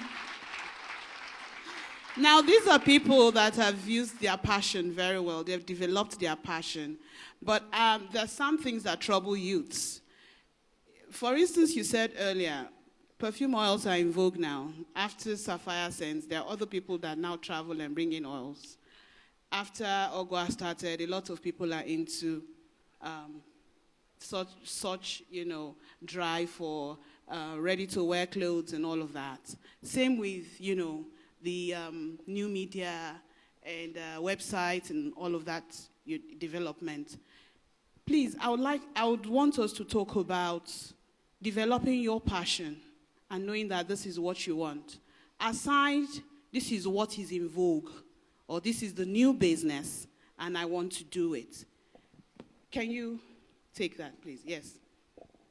It's just like photography. Those days, some used to look down on, photographers, but now we have a lot of photographers. They all look good. I've been looking at one hunk around here, So just tell us, people have now started using their talents, their passion for business, not because it is in vogue. There's so many ways to answer that question, but I would like to talk about understanding when you understand your passion and your purpose for doing exactly what you're doing, you wouldn't really be bothered about how many people that are actually joining that business. In fact, you'll be proud of it. You'll be the one, part of your purpose will be to make sure that there are as many people as possible that are doing the same thing that you're doing. Because if you don't have more people doing it, then the value of what you're doing will not show and the industry will not grow. If the industry is not growing, at some point, you are just going to end up a nobody. That's the truth. So when you see that there are a lot of people picking up their cameras today to take pictures for a living, it should give you a sense of joy and pride that, oh, this thing that we started, because yesterday, 10 years ago, if you said you wanted to become a photographer, everybody would look at you and think that you're crazy. Yes. But today I receive phone calls from parents and say, who are you? Because my daughter keeps saying that she wants to pick up her camera and become a photographer in life. So that gives me a lot of joy. So if you understand what you're passionate about, you should be able to build it in such a way that you encourage a lot of people and inspire a lot of people to join you in that process. Just like every other big business or a big store. If you walk into a big store today, when you're done shopping, let's say you go walk into a Zara store and you're done shopping. When you're done shopping and you ask them where's the H&M, they point it to you, straight up. So you shouldn't be, embrace your passion and make sure that while in the process, you're also encouraging as many people as possible to join you so that the industry will grow and the value of what you're doing will show. Exactly. A round of applause for him. Build your passion, make it grow, encourage other people. Baba, nothing they happen. You have built your passion over the years, and a lot of people have taken after you. Tell us about success. How have you been able to manage success?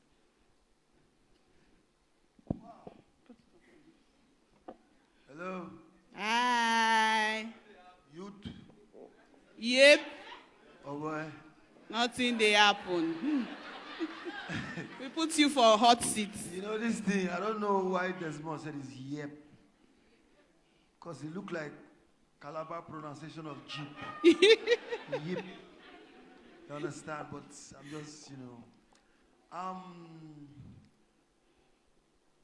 success is a very, very tricky feeling. Some people watching people's pages on Instagram, seeing them rock Gucci shoes, wear fancy clothes. Some people's success now when they fit buy their first Gucci shoe. So success is very funny. So you have to be very careful, when you say, I don't make because the definition of I don't make for many youths in Nigeria these days is very, very, very lame. You understand what I'm saying? It's very lame. It's very shallow. For me, I still think that I'm still working. I'm still a work in progress. I still think that I still have a long way to go. And, because there's so many things that is still lacking in my industry. And I wouldn't call myself a success until those things are being sorted out. Until the day that, the next generation of artists that come out are able to, just do music for a couple of years, and I'm able to build a skyscraper somewhere in Maitama. I'm able to boast of stuff that, our counterparts in America, in all these places are able to boast of. Are able to, make money out of just one song. You understand what I'm saying? Yeah. So there's so many things that, equate to success. For me, I've just been doing my thing. I'm still hungry for more. I just try to be myself at all time. I try to make music that, is not just for the moment. I try to make music that will be there for, forever. And then I like to respect people, because before the fame, before all that, I was just that guy that was in Mama BC's canteen ordering for 20 naira rice without. It's in be without now. I was just that dude, and the fact that one or two people know my name doesn't have to change, who I am, because everybody has a beginning. There's nothing like, if you call it a small beginning, but beginning not beginning. Yeah. You understand what I'm saying? There's no big beginning. You don't get us, you want to happen. Except that person, different planets, you show from. Small beginnings. You understand? So, everybody has that thing, that road, according to my sister. Everybody has that, but that road, it sounds somehow sometimes. I was waiting for that. I love it, Toxic. Fear they catch me to say everybody has that road. Off record. Off record. But everybody has that thing inside them. And it's all different. It's different stories for different people. True. You understand what I'm saying? But our society these days, somehow, they set the same exam question for everybody. Mm-hmm. So some people feel no sabi that one, they fail and they go call them Olodo. Meanwhile, it's not supposed to be like that. Because everybody has different things that they know. That is their own strength. So everybody has to know that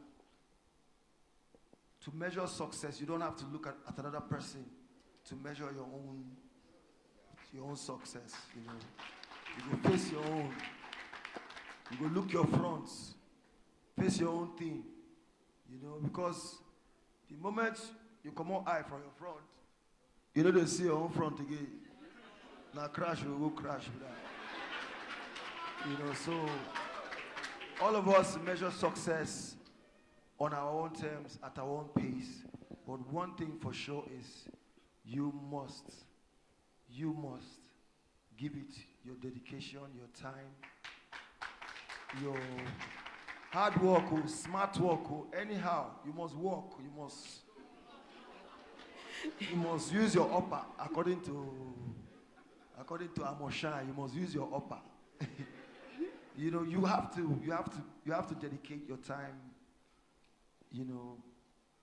to make stuff happen. Would you say that's your staying power? That's what keeps you moving on all the time? Well, at least sometimes now aeroplane they keep me moving. Sometimes now. Two-faced now. Sometimes.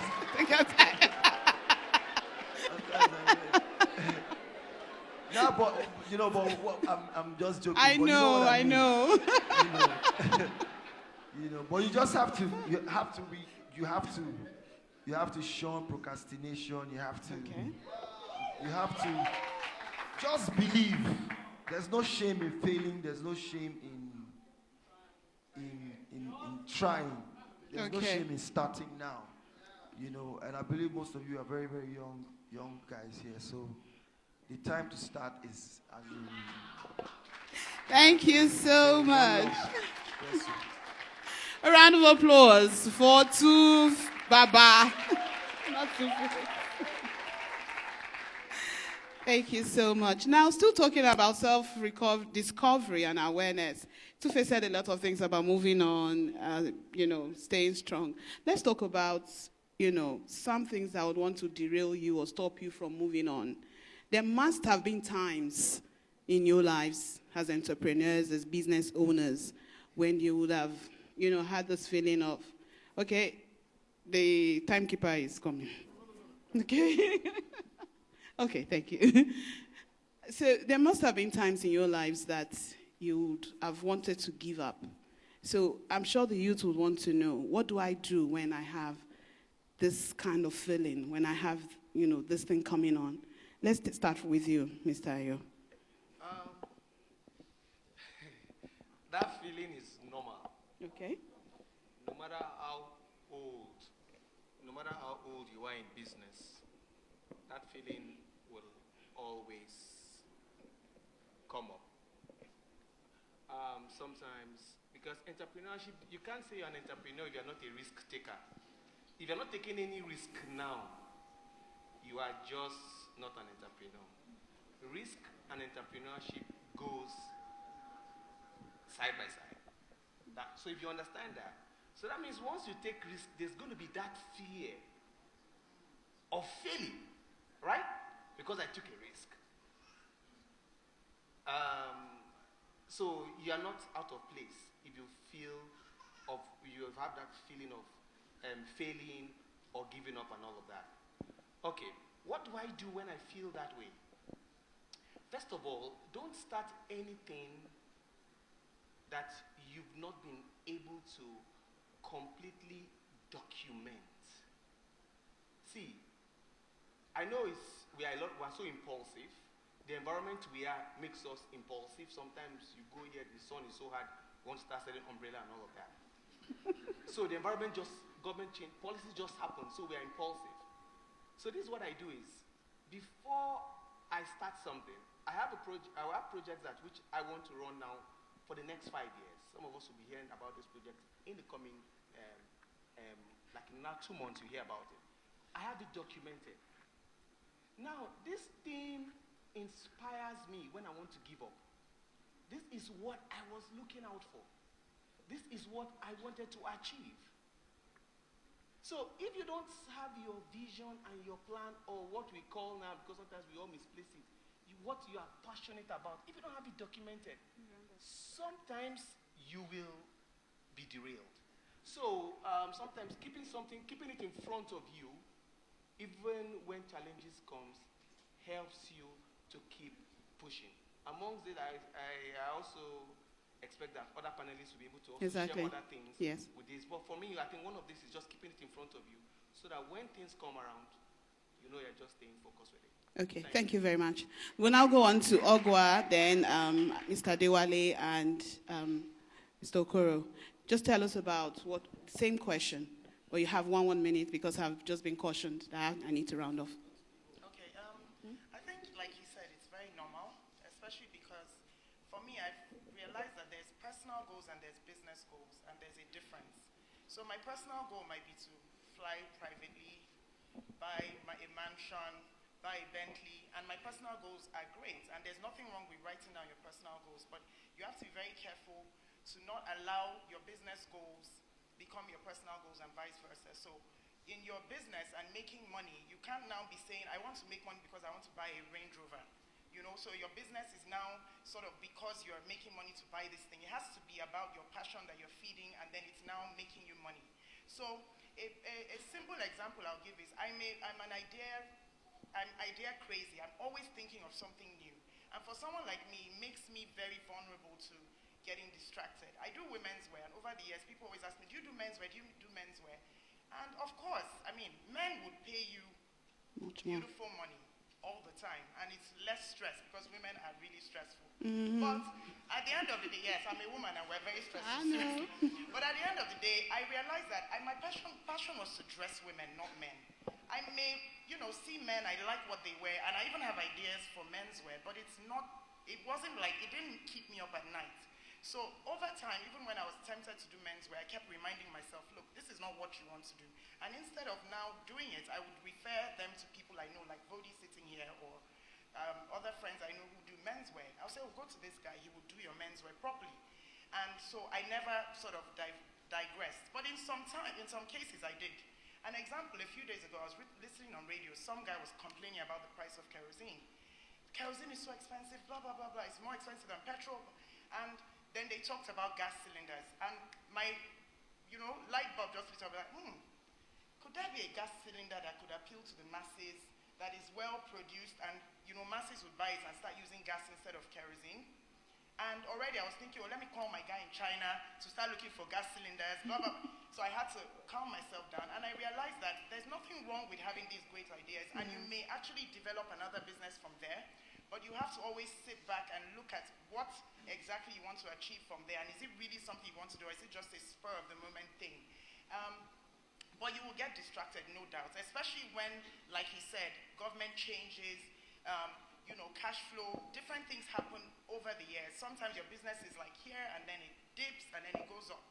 But one thing I also want to say is, for business goals, it's a very simple thing. And I want someone to punch a calculator now.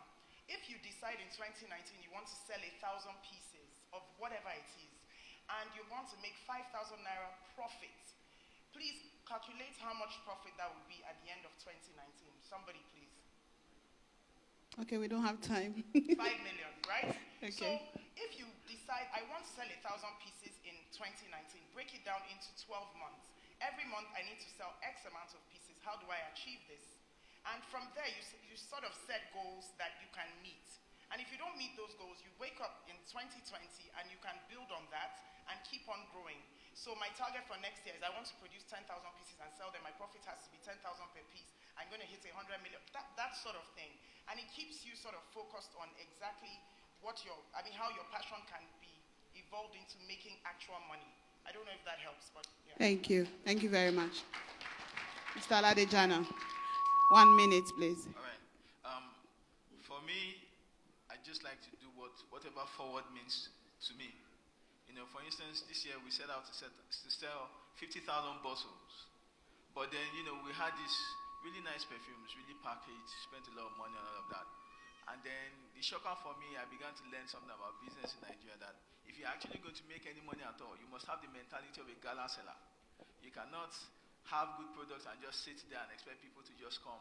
You have to be aggressive. You have to be the fastest. You have to do stuff in a way. So we started doing that, and the motto was, do whatever forward means to you. For instance, you want to sell something, so get it out, get it everywhere, and if you don't get it out today, people don't get to see it. So it has to be a consistent thing, and then you just keep on hoping that, guess what, tomorrow is going to be better. So the fact that today didn't work doesn't mean tomorrow is not going to work. And many times we can't see the whole picture. We can only see from our own view. People looking at me from the audience, they have a different view entirely from what we can see here. So your view might not just be the total truth. You may actually be winning, but it may look as if you are failing. So don't rely on what you are saying right now. Just keep at it. And, whatever effort means to you, do that. Thank you very much. Judge Okoro. I'm going to try and keep it less than 1 minute. So Thank you. For me, what keeps me going is very simple. Two things majorly is I look at where I was when I started and where I am today.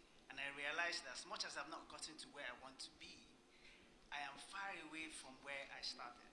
So the fact that I've moved from point A to B is enough to encourage me to keep pushing. Then secondly, I look at the number of people that I have motivated and inspired in the process. What happens if I give up? What happens to them? Yes. Because if I keep going and they keep going, you have this ripple effect and we all grow together, basically. So. Thank you very much. Subaba. Yeah. Subaba, 1 minute. Yes, so. Oh, no, not shaking. So sometimes, don't give up, right? But sometimes you have to give up something because, if football not be your own, no matter how you play, give up. If you be saying a tailor, you're supposed to be. You understand, But the general idea is just take your destiny into your hands, man. Do your thing. If I'm not talk one story where one of my friends, they always tell us this story. Say, this guy, he went to this Babalawo. Say, Babalawo, I want to know my destiny, whether it will be nice or it will be messed up. So Babalawo can carry one cockroach, I be one cricket. You can't draw, I bet borrow me that. You can't draw one circle for here like this. You draw another circle for here. Can't drop the cricket for middle. Say, if this cricket go this circle, your destiny will be correct. But if you go this circle, your destiny is messed up. As you just drop out, now the cricket just you go this side. Now the guy just stand up, carry the cricket, put her inside this place, bam. So, what could I hold on our destiny by on our hand, man?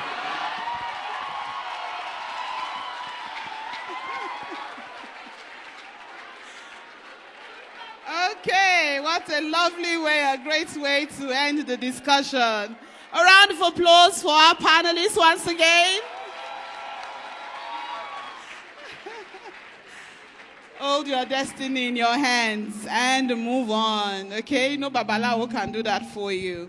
We want to say a big thank you on behalf of the organizers for your time, sharing your experience with us, and of course, telling us how to move on in life. I'm sure most of us have been encouraged today, and we're going home with great ideas. Am I correct? Youth! Lovely. So we say a big thank you to Mr. Basi Eyo. Thank you very much. A round of applause for him. A round of applause also for Mr. George Okoro. And of course, Sapphire Saintsman, Mr. Dewale Haladejana. Thank you so much. Ogwai Weze, my fashionista. A round of applause. And to Baba. I want to say thank you to Love Idoko, my sister. She's also an inspiration. Thank you. Congratulations. Well done. Thank you. We'll always be there for you. People like you make us move on and want to grow, even though, not talking about age now, but about life. Thank you so much. We truly appreciate you. My name is Naure Edoemioya. Thank you so much and goodbye.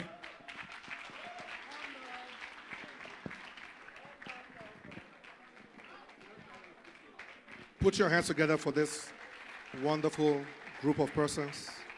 Thank you so much, ladies and gentlemen. All right, moving on very quickly. Very quickly, we have a special package for everyone here.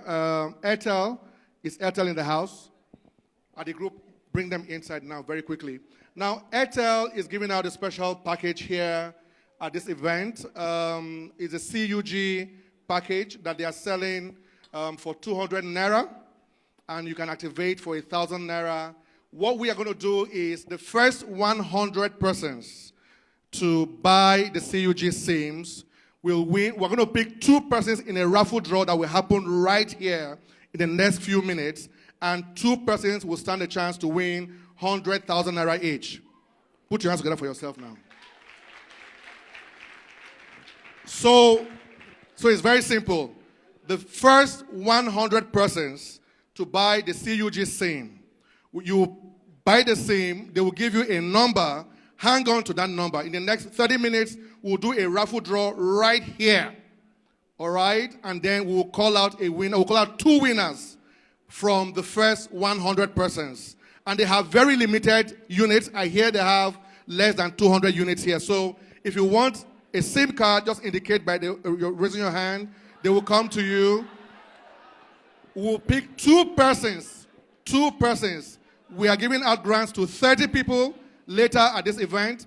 But for now, we'll pick 2 persons from... Please, just go around quickly. Ushers, help them. Help them. To sell the SIMs, to give the people who want to buy SIMs.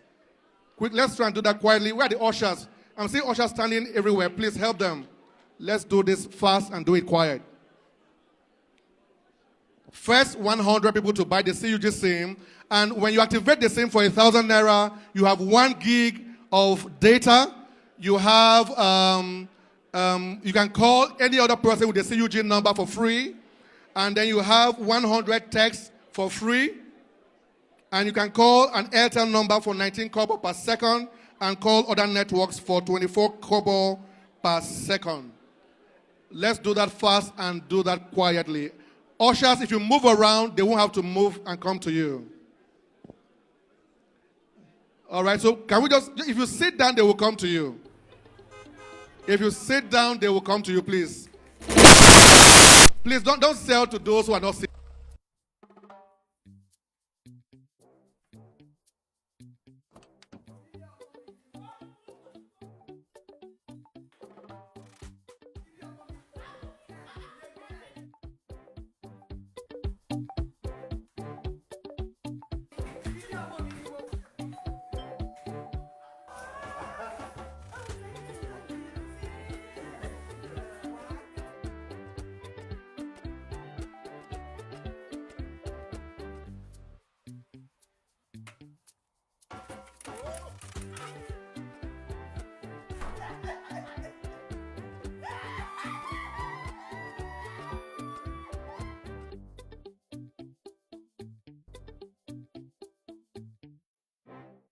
Airtel, the smartphone network.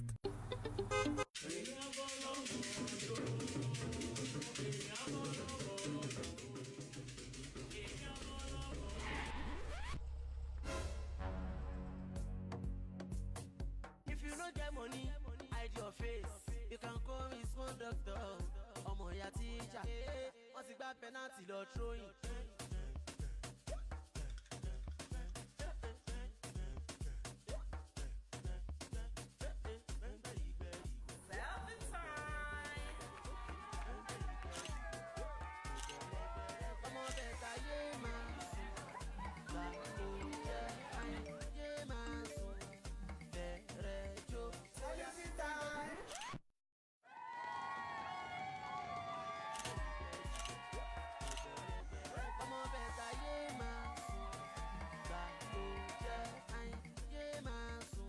Airtel, the smartphone network.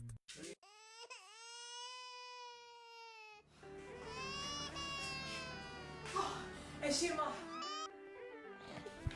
Mama. I'm out for food. Eshima. Thank you, ma.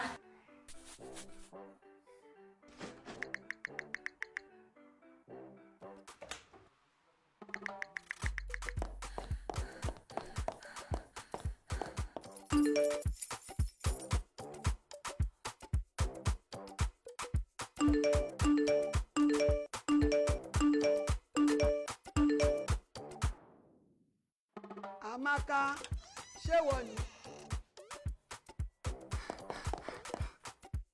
Soap, orí, shea butter.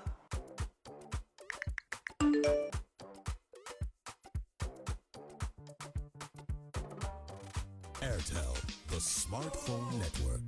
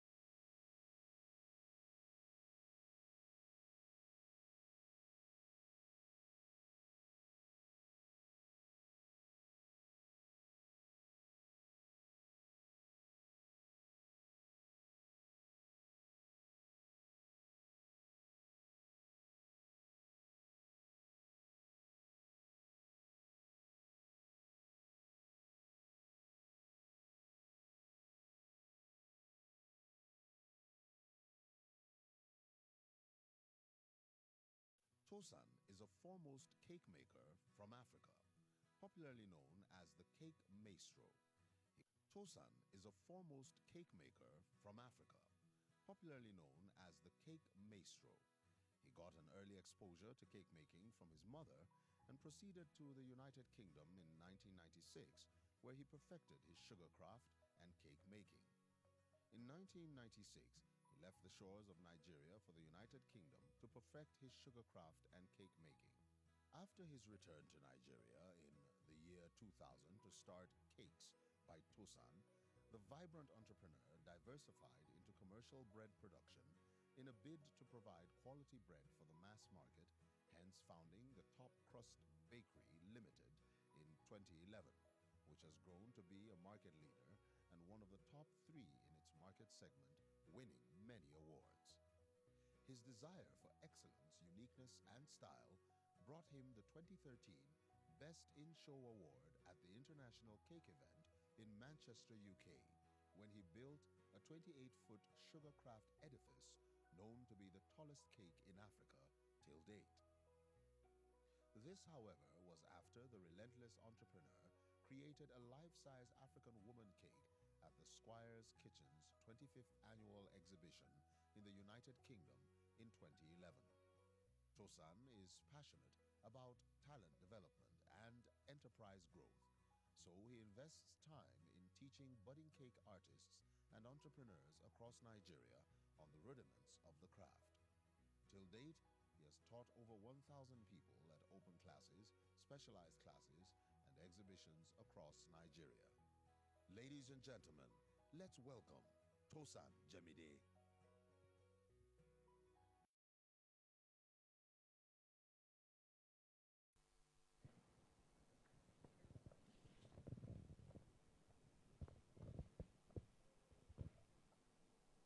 One, I know they clap again now.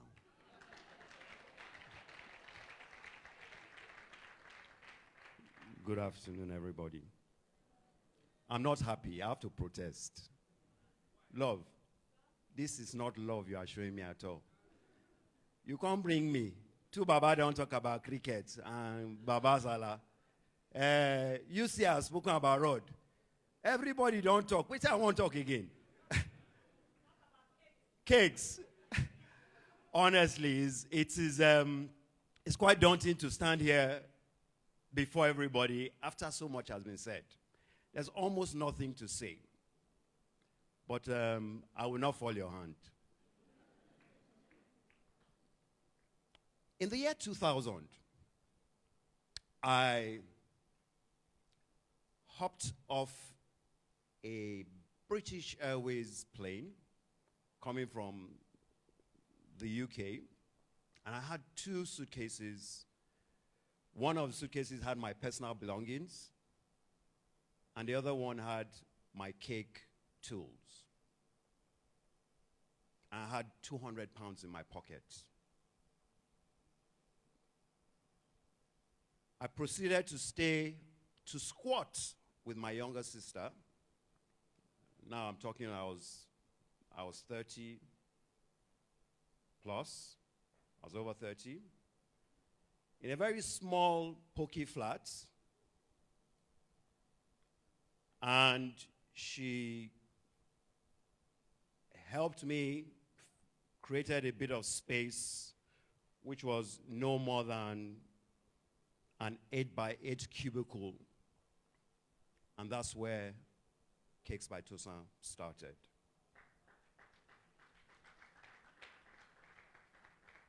So a lot of times I look at people when they say things are hard. I don't know where to start from. I'm not sure what to do. Do something. Start. Just start. Wherever it is you are, whatever it is you have, no matter how small it is, just make that first step. Did I know what I was coming to meet? Hell no. I had no clue. But one thing that I had, which is what I'm going to try and impart today, is skill. Man, when you have skill, nobody can. just, nobody can touch you when you have skill. You know, and the way things work is that when we are born, we're endowed with certain things that are innate. Those are gifts, talents, flares, abilities. Those things are born with you. But somewhere along the line, they become everyday things for you because they are part of you. You don't even know the value sometimes. But when you decide that you want to make those things your passions now, or your innate abilities or your skills, you want to make a profit out of them, then it means you have to go and acquire some extra knowledge. Beef yourself up. You see, when Wale Aladejana was talking, he was talking about something which he said he referred to Usi. He had his rod, and that was his gift. And that gift was in a sensory smell. His nose. Who would ever think your nose is your gift? Come on, that's so far-fetched. You know, you come and tell me your gift is your nose, you do, Chris. Nobody thinks about those things. But he perceived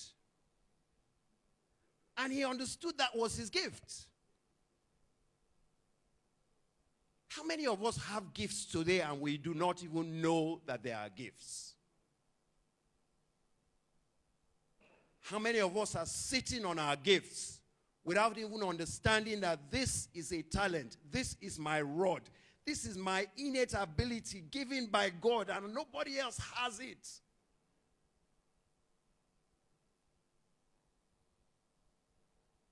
But what did he do?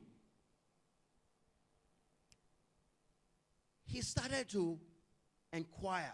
He started to research. He used the word research. And that word started to make me understand that he went on a quest to acquire knowledge. Sometimes I meet people and I ask them, what do you do? I'm a cake decorator. I'm a baker. Show me your work. And I look at it. I'm not impressed. So I begin to lecture them on how they need to go and acquire skill. No matter how much your gift works for you, there's always a tipping point where you need to go and twist it a bit, tweak it a bit, refine it. Give it a professional outlook so that when you speak with authority. When your work shows itself, anybody knows that, yes, this person is a master of his game. And when you can understand that you need to be a master of your game, whatever your game is, it doesn't matter what you choose to do, or better still, it doesn't matter what gift God has deposited in you. Once you understand how to go back, refine it, then you are in business. I'm going to read something to you. It says, every clothing item remains of little value until a tag is placed on it. This tag emanates from the clothing brand, e.g., a piece of a gym gear remains of little value until it carries the tag of a brand like Nike or Adidas. So also, our self-value remains in a latent state until we place or activate our tag.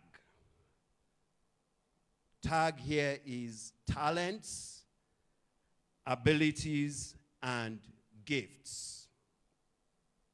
Skill then becomes the leverage that will galvanize other innate treasure in the process of delivering value.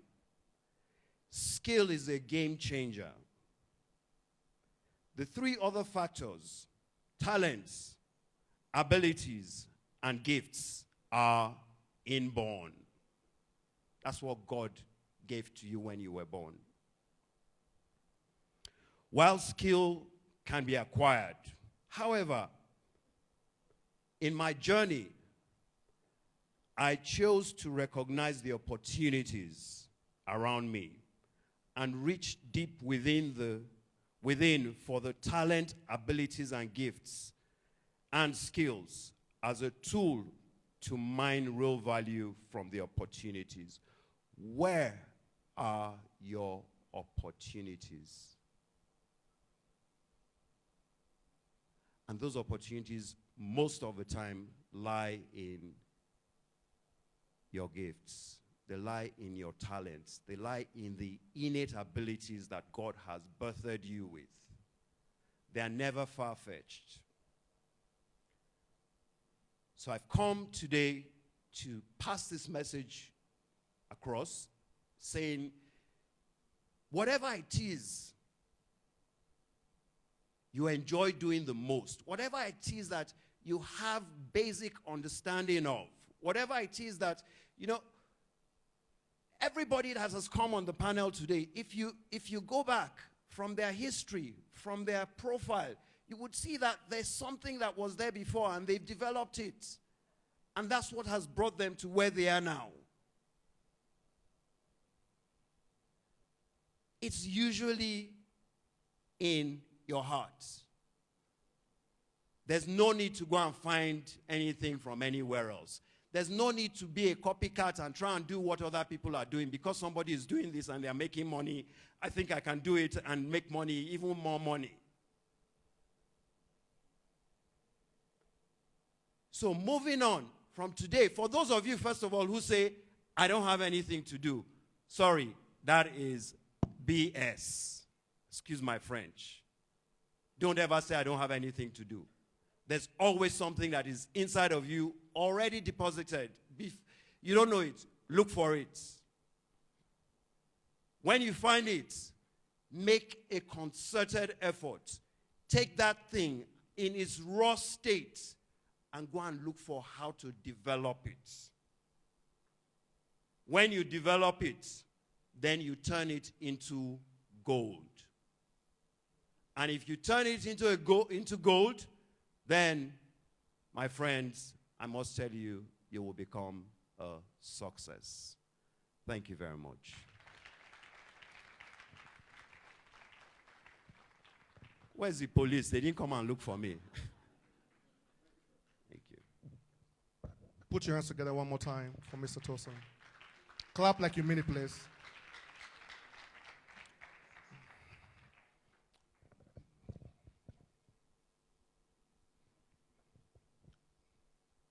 Please cue in Eljo's song. Ladies and gentlemen, put your hands together for Mr. Eljo.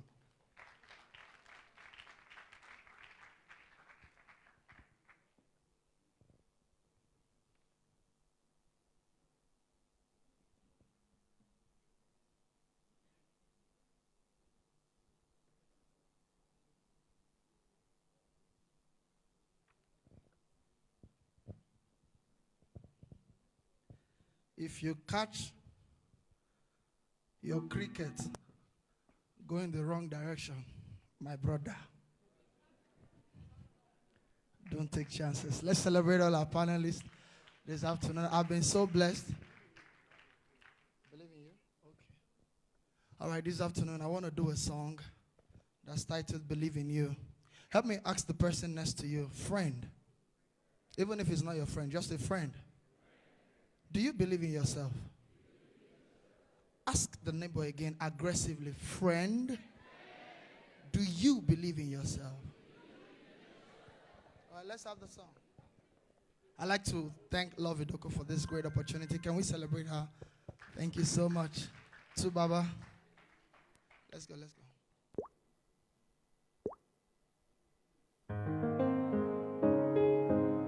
Push it up for me, please.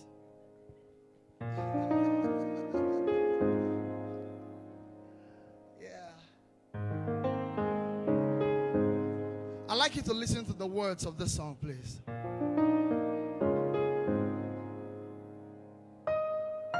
If nobody believe in you, at least make you believe yourself. If nobody encourage you, at least make you encourage yourself. If nobody pray for you, at least make you they pray for you. If nobody love you, at least make you they love yourself. Now you be your best friend. Now you be your prophet. No other person for this world fit take your place. Why you dey worry about anything? Believe in God and believe in you. Now you be your best friend. Now you be your prophet. No other person for this world fit take your place. Why you dey worry about anything? Believe in God and believe in you. Kole baje, kole baje. I love this part so much. If everybody lies to you, at least you tell yourself the truth. Not be so. And if nobody makes you smile, at least you put a smile on you. Can you just smile all over this place?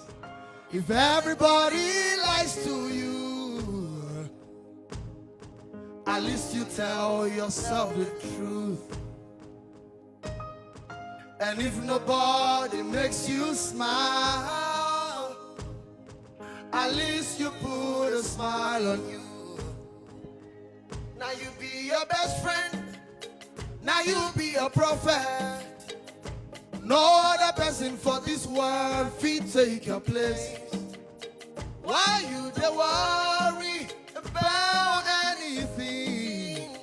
Believe in God and believe in you.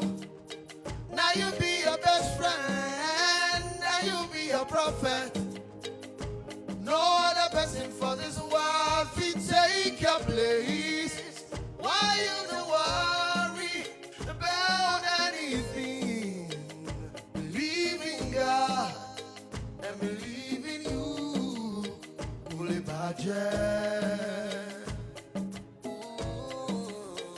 kole baje. Now listen. Believe in God, believe in you. That's the formula. That's the formula. Believe in God, believe in you. That's the formula. Ooh, that's the formula. Kole baje,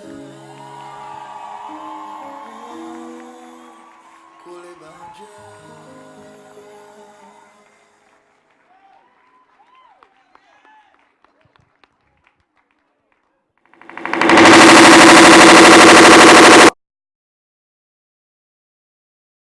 Honorable Desmond Olushola Elliott, an economist, actor, filmmaker, and Honorable Desmond Olushola Elliott, an economist, actor, filmmaker, and politician, is a Nigerian film star who has used his gift of acting to project Nigeria well to the outside world, raising the bar of acting and bringing a major reform into the film industry through the revival of the cinema culture and the bulk office production as one of the country's top filmmakers.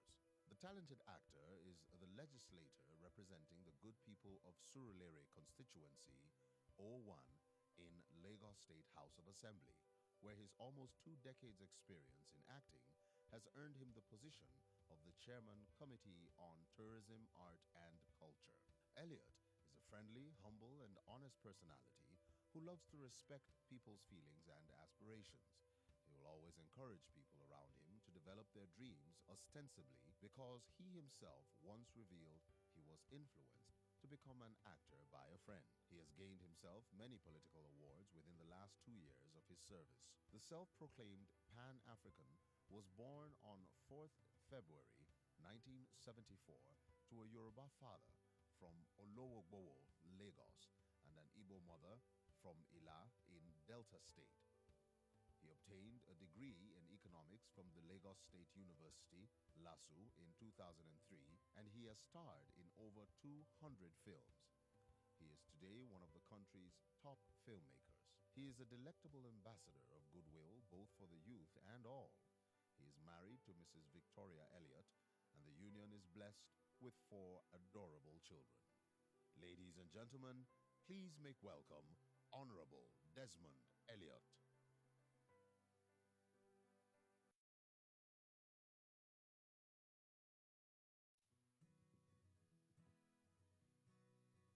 Seyi Adekunle is a Nigerian fashion businessman. He is the founder and chairman of Vodi Group, known for its chain of businesses.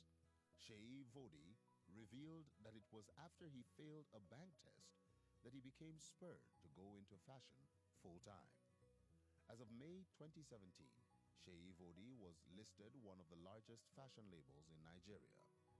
Seyi Vodi was born in Lagos but hails from Osun State. He obtained a degree in geology from the University of Maiduguri. While undergoing his mandatory National Youth Service in Akwa Ibom, he befriended some tailors in the town and learned how to sew from them. He started with sewing shirts and boxers for his colleagues who were his first clients. Seyi registered his company in 2001 as Testimony Fabrics, but eventually changed the name to Vodi in 2003 as he wanted a name that sounded shorter and more African. In 2002, Seyi Vodi failed a bank test and had his application declined by the bank he applied to. He attributed his failure to what motivated him to take his craft more seriously.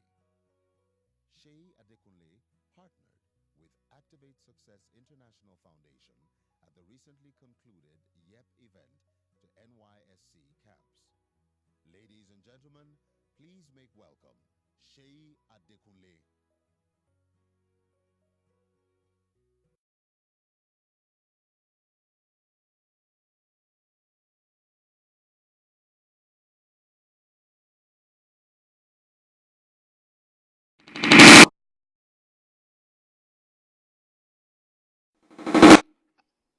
Join us upstage.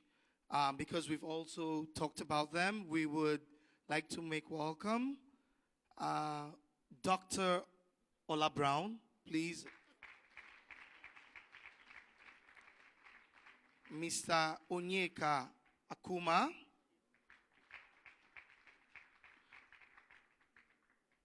Miss UC Roches.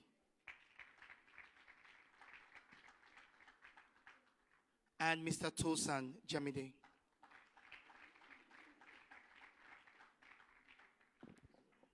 Okay, I'm sure he'll join us when he comes. All right, it's been wonderful so far. You're all welcome. Great. And we know time has been fast spent, and I know we've gotten a lot already. But like they say, there's always the icing on the cake, so that's where we're here. And that's where we're at the moment. Doctor, how are you? I'm good, thank you. How are you? Great. So, can you briefly tell us what you think or what you know about leadership, and who can you term a leader? That's a really interesting question because my sort of definition of leadership has really evolved over time. And I think that this is useful for all of the graduates in the room that graduated from courses, so law, medicine, engineering, English.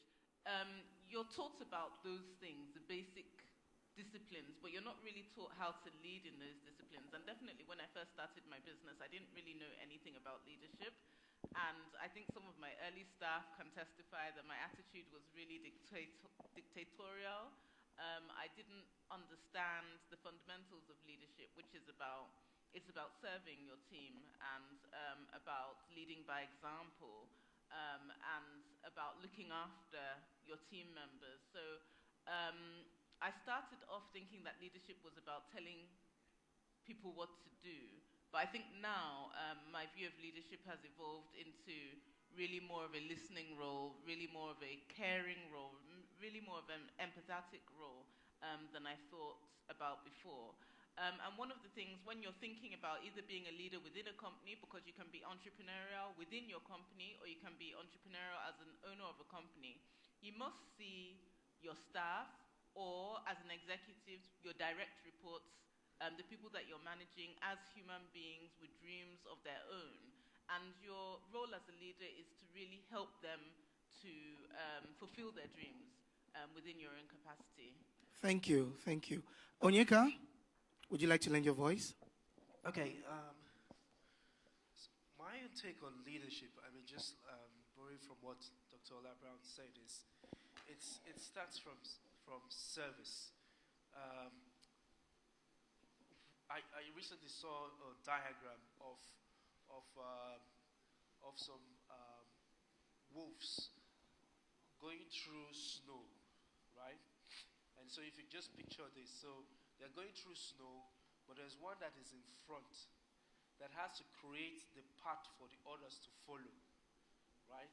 And in the selflessness of that one staying in front to create a path for the others to follow, it has to go through a lot of selfless sacrifice.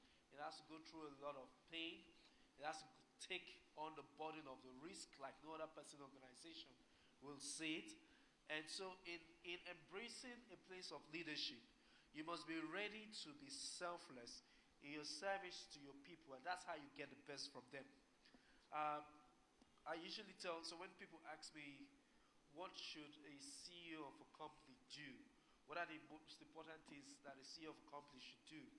I usually say there are three things. One is make sure you never run out of money to continue to run the company. So always make sure you have the resources to run the business. Two is make sure you're always selecting the best hands to work with you on the team. And then three is to keep your people motivated. Now in all of these things, there's nothing that's pointing back to the CEO of the company to say, this is what you should do for yourself. But it's all about what you would do for your team.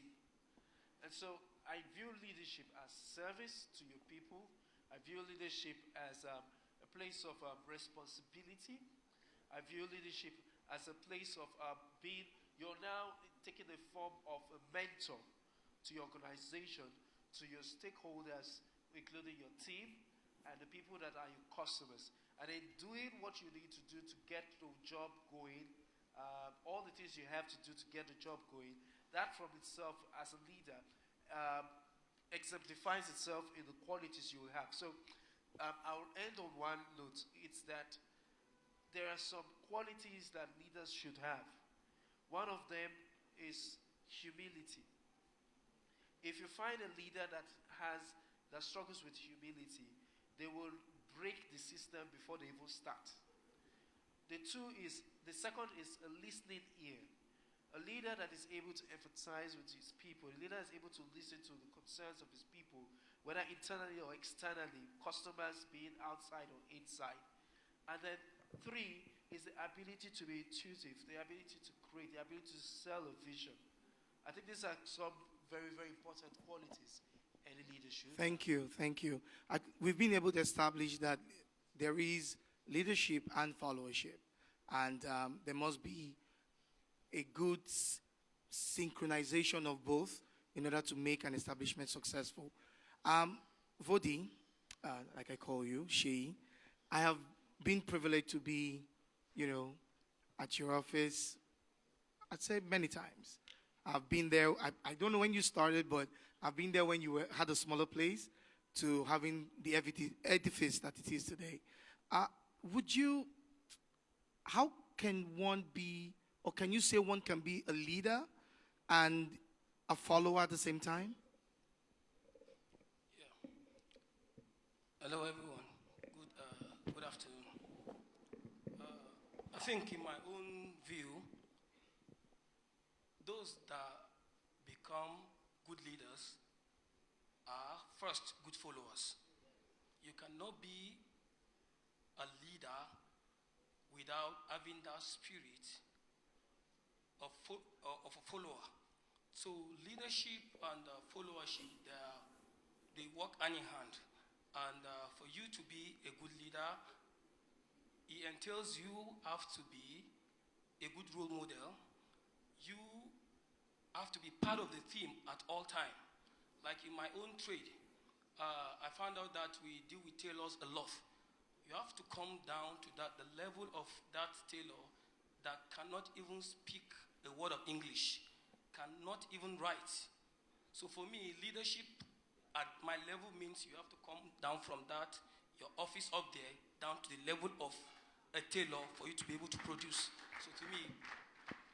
Yeah, so coming down, taking it down to their level so that and you understanding. get results from time to time. Great. Miss Roches, ever since I've known you, you've been high. So what makes you come down? Can someone be a follower and yet a leader? Can someone be a follower? A follower and yet be a leader. I think that's the only way. I don't think there's another way around it. I'll tell you something real quick. You said ever since you've known me, I've been high. I don't know what high means. But okay. No, I don't mean codeine high now. I'll take it. But for me, it's very important to be a follower first. There are certain treasures in being a follower. There's a certain level of smartness you acquire by being a follower. I'll give you a good example. I don't know if it's good enough, but for example, I think one of my staff is here, and at the office, they don't really like me too much, because if you give me a budget for anything, and I'm your leader because I'm the CEO or the director, depending on the office, and they give me a budget, and I see hijab for Muslim students, 2,500. First of all, I'll get angry. I would say, well, there was a point when I used to go to the market, and I know it's 1,500. Well, it was 1,000 then, and it's 1,500 now. I can call my guys in Jos, Kano, Sokoto, they'll tell me it's 1,500. So why are you trying to rip me off 1,000? And they're looking at me like, Madam, allow 1,000 pass. And I'm like, no, that 1,000 adds up to something. For me, I learned that by being a follower in the first place. So there are certain treasures that you get. And some of us here, once we finally start and we make it and we become leaders, we're so quick to do away with those little street-like things that we're not too proud of. But that's what makes you thick. And that's what makes you become a leader, a generational leader, not one that is based on a certain time of government or a certain season or mood. It's something that makes you a leader for generations. Madiba is long gone, Mandela is long gone, but he's still a leader till today. And that's because he knew things, he went through things, and he saw things even before some of us could imagine or think about it. So I think it works hand in hand. You have to be once a follower, always a follower. So even when you become a leader, still find something to aspire to, someone to follow, someone to learn more from. Thank you. Tosin, we have young people here, and major questions will be, at what point as an entrepreneur do I begin to say I am successful? Success is defined and success is relative. So, in their own eyes, when would you say a young man who just started out the business can start terming himself successful? That's a bit of a tough one, but I will give you my own perspective. When did you start calling yourself a successful businessman? I have always been successful. Oh, but you talked about the fact that you came with 200 pounds, you just had a little place. Yeah. Did you think you were successful then? Yes. So, it depends on what you term to be success. success is non-existent without impact. Success is not about how many cars you drive. It's not about how many houses you have. It's not about your bank account balance.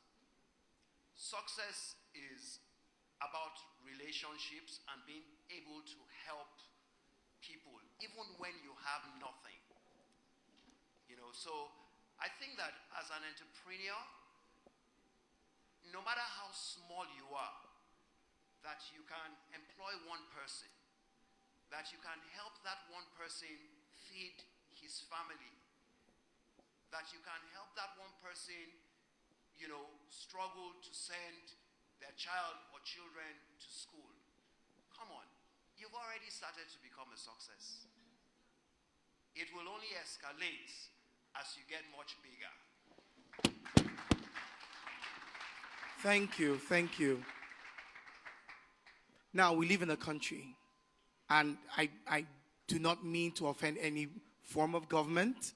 We've been in this fourth democratic season since '99. But the truth be told, there is gross unemployment. Okay? We have graduates here, and they've not been able to secure jobs. How do we manage it? How do we work? How do we correlate, and how do we see the relationship between unemployment and unemployability? And how feasible is it to make it in the present day Nigerian? Now we are speaking to them. These are questions they do when they get into the taxi, they're on their way home. How do I make it? How can I? So, Shay. Okay, let me quickly take us back to 2001. Now, when we first started this business of tailoring, it was 4 of us who were coppers and went to Aba. Now, it was shortly after we've been given our monthly allowance, 3,600. And the intention was to go buy clothes, make shirts for ourselves that at, they call the place Tenant Road for some of you that are conversant with Aba. Now, then I was serving in Akwa Ibom State, so from Etinan to Uyo, to Aba, probably was just about an hour and a half. So when we got there, the moment I saw what those boys were doing, my orientation changed immediately. And that 3,600, the 3 other guys now used theirs to buy personal belongings. And that was when I realized I could make boxer shorts and shirts. So I made those shirts, waited for a day or 2, collected them, went back to my place of primary assignment, and I sold them. Now, at that point, I employed myself already. That was the beginning of what we have today. Now, a lot of young Nigerians, yes, we have a general problem. There is no light. That will never be capital. And today we are talking about multi-million naira business. And we are talking about by 20th anniversary of Bodi, we have the first edifice that will provide all tailoring solution in Nigeria. We're looking at body.com where you buy down to your needle. Now, this is what we're talking about, and that is the 3,600 that 3 other people did not see opportunity in it. Now, we have a lot of people today that what they have right now in their hands, their handbag, can be their capital. What are you doing with a Gucci handbag when you don't have a business? What are you doing with iPhone X when you don't have a business? So for me, it's more than oratory. It's more about practical living. You have to live it practically. And for me, a lot of people have ascribed the success of Body to contract. Never done contract before. Never. Go and do your research. And if I was to be a Yahoo boy, I won't be seated here. Would I be? I wouldn't be seated here because we can't have Yahoo boys here. Now,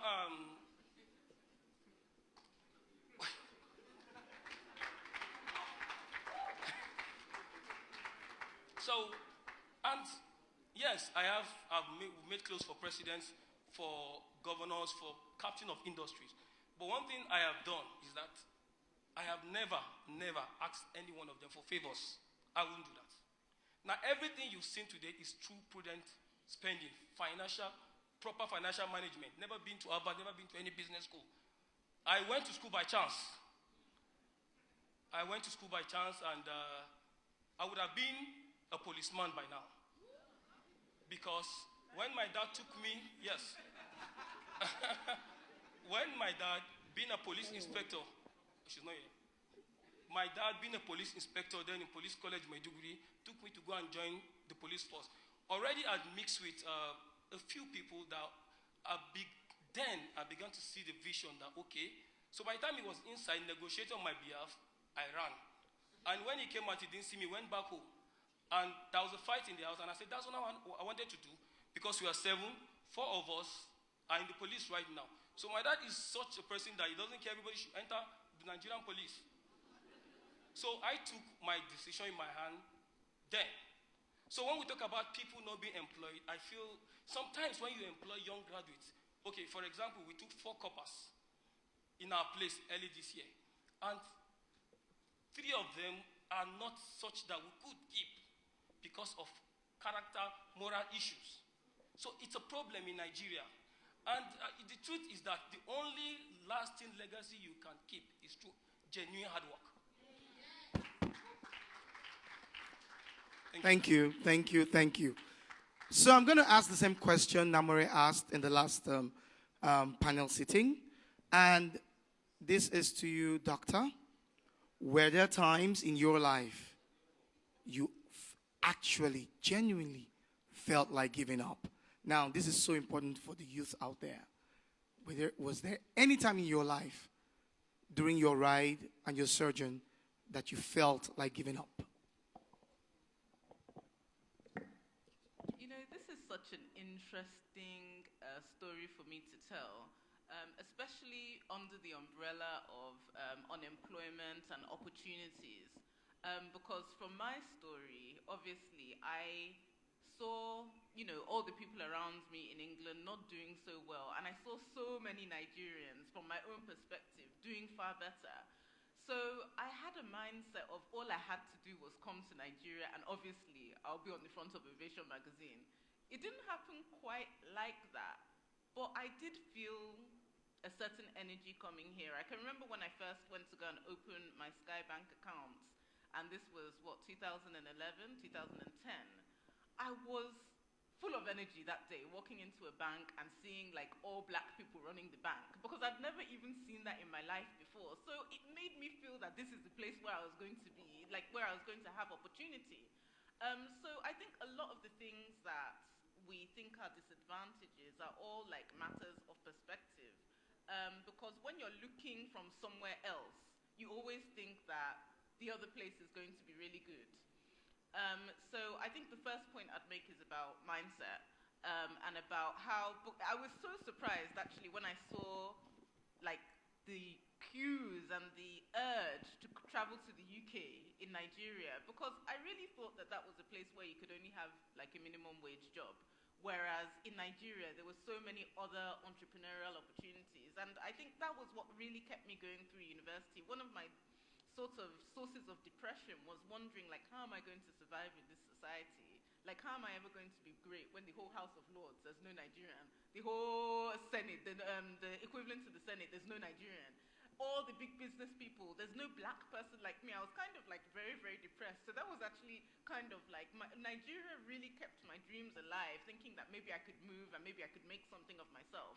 And actually, you do see black MPs now, but at that time, there were no black MPs. So I didn't see any role models except the people in Nigeria. So that was kind of like my first bout of depression. Then the second was when reality hit, and I realized that Nigeria was actually not going to be that easy, and I wasn't automatically going to become a CEO. And obviously, I came here thinking that maybe I had met the person that was going to like make all my dreams come true, and it didn't come true. And I didn't even have any money to go back to Lagos. And realizing that, you never told us how you got back to Lagos anyways. I had to phone a friend to send me 5K to get So the calling bus a friend back. is not bad sometimes. To get the bus back. But it was a really, really difficult time in my life when I was considering perhaps moving back. I had given up my training number, so I wouldn't have a job when I returned. But I just kept on moving towards the goal. But running out of money for me was really, really terrible. And then about the third time that I really hit rock bottom was about 2 years into my business when I made a financial mistake. And again, I ran out of money and I had to go to the bank for a loan. And that was the first time that it struck me that I didn't really understand business. Because the bank manager was asking me really, really simple questions about my business in terms of monthly revenues, in terms of the types of flights we were doing, in terms of our clients and what they were, what the revenue per flight was, the profit per flight. And I couldn't really answer. I was talking about different medical conditions. And he told me that you don't really understand the business that you're in. And because of that, I don't even think that you're responsible enough to give a loan to. If you can't tell me the basic things on your balance sheet, the basic things on your cash flow statements, then how am I supposed to give you a loan? But luckily for me, my branch manager, who had made very good friends since at the time, going back to relationships, was able to intervene on my behalf and like package me as a responsible person. So I managed to get the loan. But that was only because of the relationship work that I'd done, really, really making sure that he was my very good friend and understood my business. So those were the 3 times when I really thought it was all over. Thank you. Thank you. Okay, in short words, Mr. Akuma, was there any time in your career that you felt like giving up? I'll try and make it fast, so I'll talk very fast. Okay? The first thing is, the previous question you asked him, I had an answer there. How many of you, if Facebook says they are looking for people to employ today, will put in your CV now? If you are going to be employed by Facebook, anyone here? Why are we lying now? If Google comes into this place now and says they want to employ you, and you're looking for a job, wouldn't you apply? Thank you. But you know the kind of people that Google will take in first? Entrepreneurs. Not people applying for jobs. This is one thing I've consistently been preaching to young people when I speak to them. Many times we go out there looking for the jobs to apply. I have people in my organization. I've worked in British Council. I have people in British Council that were finance managers but had not done a degree, any degree in any university. You know what they had? They had passion for numbers and they knew how to compute numbers. Today, one of those guys that was doing that is currently the finance manager for British Council in Africa. But he ran his undergraduate degree program while in the job. I have people in my organization today. There's a guy in my organization, he's 21 years old. He's just running his part-time program now in Unilag. What brought him through the door that we employed him, even against all the people that have all the CVs that I did not take? His skill. I told you people about 110 ladies that I did websites for. What was my skill? Website design. I've worked in Konga, I've worked in Jumia, I've been director of marketing. I've done no degree in marketing, none. I just know how to get customers to buy things. And in all the skill sets that I've had, across all the organizations I've worked into and done what I've done, including helping GT Bank launch social banking or building their online presence. There's so many things I've done that I usually stay under the radar. What is my skill? Marketing, that I don't have a degree in.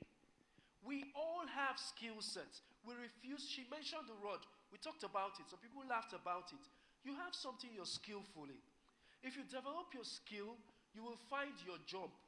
If you keep it on the side and you're looking at getting that bali in through the door, many people will go ahead of you and you will struggle. This is my take to all of us out there. You have something, develop it. Turn it into a skill set that is getting you 5,000 naira, 10,000 naira today, while you're looking for all the other things you want to do there. And when you walk through the door, say, while I'm looking for this is what I know. That is to the first point. To the second point, I was VP of marketing in Konga. I was earning about 800,000 naira a month. In 2013, I said I wanted to start my job. My first startup. I ran a news aggregator, raised $50,000 from an investor. In the 6th month, I ran out of cash to the point where I was using my savings. Savings finished. I moved my staff to my house. My wife would cook food for all of us.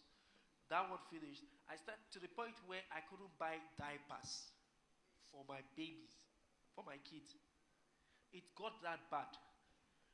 You know what helped me? My skill.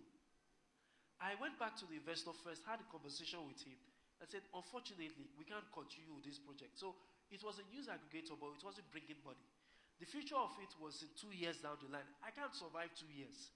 I need to put food on the table. I mean, I have people that are looking up to me. What should I think, please, let's wait first with this startup team. Let me go and resuscitate my web design company. I went back and resuscitated that project. My web design company converted my entire startup staff to now web design staff. And we went out, and then the current Guardian newspaper website, the current Business Day newspaper website, I ended up designing that from scratch. And then what I did was deploy my team to start working in those organizations as part-time staff that the organizations were paying me to pay them. So at least I was getting something. That was how I survived through that season. What will keep you going, apart from God in the matter, is your skill. Right, thank you. And just adding a cue to what he said, I also discovered, I'm sure if you ask all the panelists and guest speakers here, you would discover that there is a genuine love for what they do. And then it doesn't become work. You know, you don't get tired. Mr. Adewale said something that he was working with people he hated. I'm sure he doesn't mean he hates those people, but he was probably not, this is not the job, this is not what I'm feeling. He wasn't feeling the work, you know, and so everything around him was irritable till he started doing what his nose could give him talents to do, you know, eventually. But the point is, his story is different today. So in trying to get your skills, look for that thing you know you would love doing and would just be natural to you. Okay, so Ms. Roches, anytime in your life you felt like throwing in the towel? You mean how many times? This happens on a weekly basis? But I'll try and bring it down to just three periods Real quickly. in my life. The first one, Ibadan. We have a foundation in Ibadan. We have a school. We have about 1,100 children there. And I went to visit Ibadan, and I was talking to one of the students, and the camera crew was there because we're trying to do a documentary. And the boy started telling me his story. Bottom line of the story, he was ill. His mom left his dad, died on the way out. His dad got frustrated with life, asked him to bring a knife to cut apple. He went to the kitchen, didn't see the knife, came back. Father sent him again. He brought back the knife again, and the father turned it and stabbed himself and died. Now, in that moment, I cried uncontrollably. I couldn't stop crying, and I was just like, I'm not cut out for this. You know, you think you know the real world, you think you know what people are going through, then you hear the stories, and I said, I don't think I have the heart for it, so I'm going to give up, because yes, I love giving back to society. Yes, I just want to build the biggest African charity foundation, whatever, but maybe I don't have the heart for it, because if they tell me their stories every time, and I cry, he was the one telling me sorry. I can't speak Yoruba, but I'm sure what he was saying was sorry. And I was like, no, don't tell me sorry, but I just couldn't stop crying, and that was the end of the trip to Ibadan. I cried back to the hotel, cried on the flight back to Abuja, and that was it. So at that point, I almost gave up. But one thing that came to my mind was, there'll be stories like that. At the end of the day, what do you want to do? You want to impact. Since you want to impact, you just have to grow up in that moment, which I did. Second and final was Interpol. I don't know, how many of us know what Interpol is? Yeah, so international police, basically. When I started bringing children from across Africa, there are about 100 of them, to give them education. My whole idea was create a classroom that speaks one language, which is Africa, and would go back to their countries and promote Africa. And to my mind, it's okay. And then Interpol calls the office one day, and we get investigated. And they're investigating me for child trafficking. At that point, I started crying, started calling my mother, my father, my friends, started calling on my God. You didn't call me, oh. I didn't call you. I don't know. All right, I'll call you next time. And so far, no, there would be a next time. And that's the point I'm getting to, because that was the first time Interpol investigated us.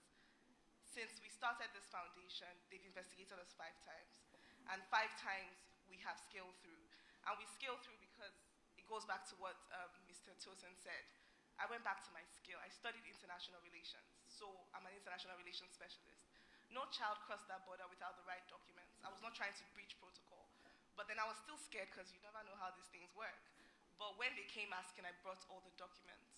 So it goes back to, you know, it's in the Bible as well, forgive me, but it says study to show yourself approved. So when they came back, I had all the documents ready. I was prepared. So being prepared stopped me from giving up. Preparedness. Thank you. Thank you. And finally, last but not the least, Tosin. Okay, I think I'll break protocol a bit and talk about something that is not spoken a lot of times. We're human beings, and there's the entrepreneurial and business and hustler part of our lives. But there's also the emotional and personal part of our lives, which a lot of times we find is entwined with our success in business. I speak to a lot of entrepreneurs, and I relate to it because it has happened to me, where you have down times in your personal life. I went through a divorce. It wasn't nice. I watched my children traumatized, dealing with a lot. I looked at myself and I felt, look, I'm a failure. You know, I wasn't failing in business, but I was failing in my personal life, and it translated to business.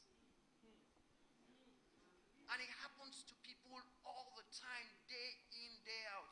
Most of the depressive states that you see as a result of a personal issue.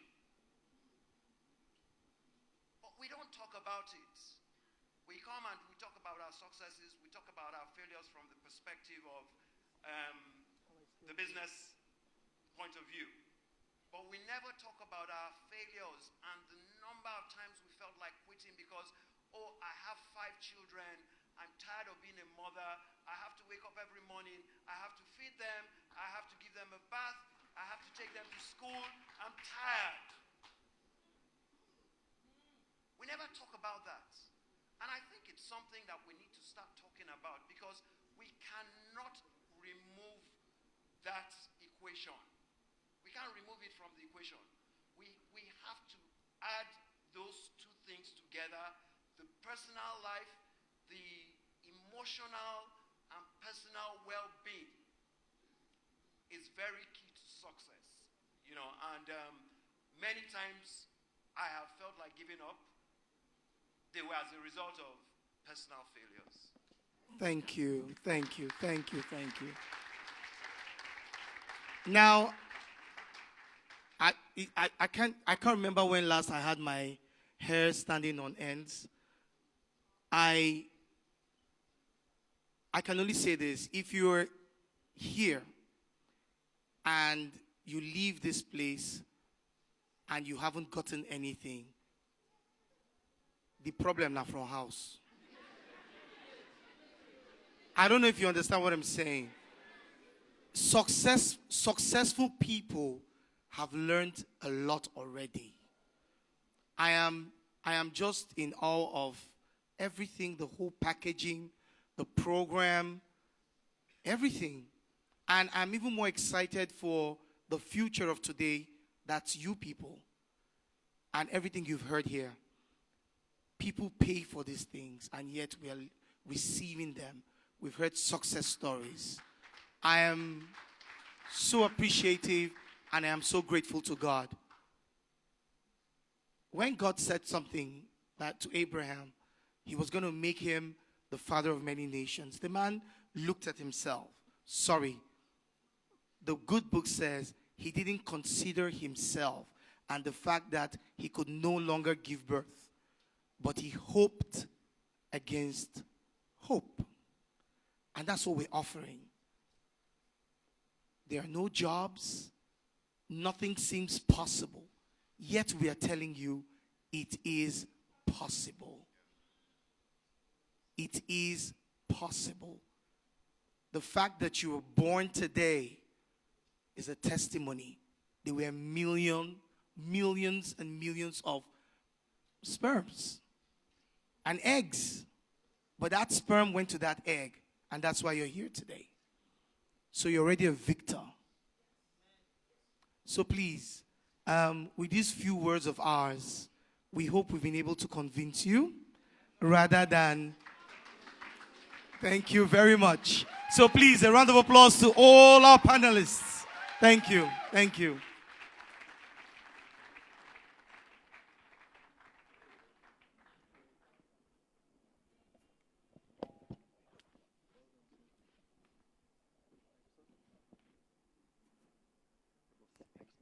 Put your hands together one more time for these amazing people. Keep clapping, keep clapping, keep clapping. Thank you so much, everyone. To a close gradually. This is the final panel that just took place. But if you have your phone with you, do you have your phone here? Are you on Instagram? Are you on Facebook? So bring out your phone very quickly.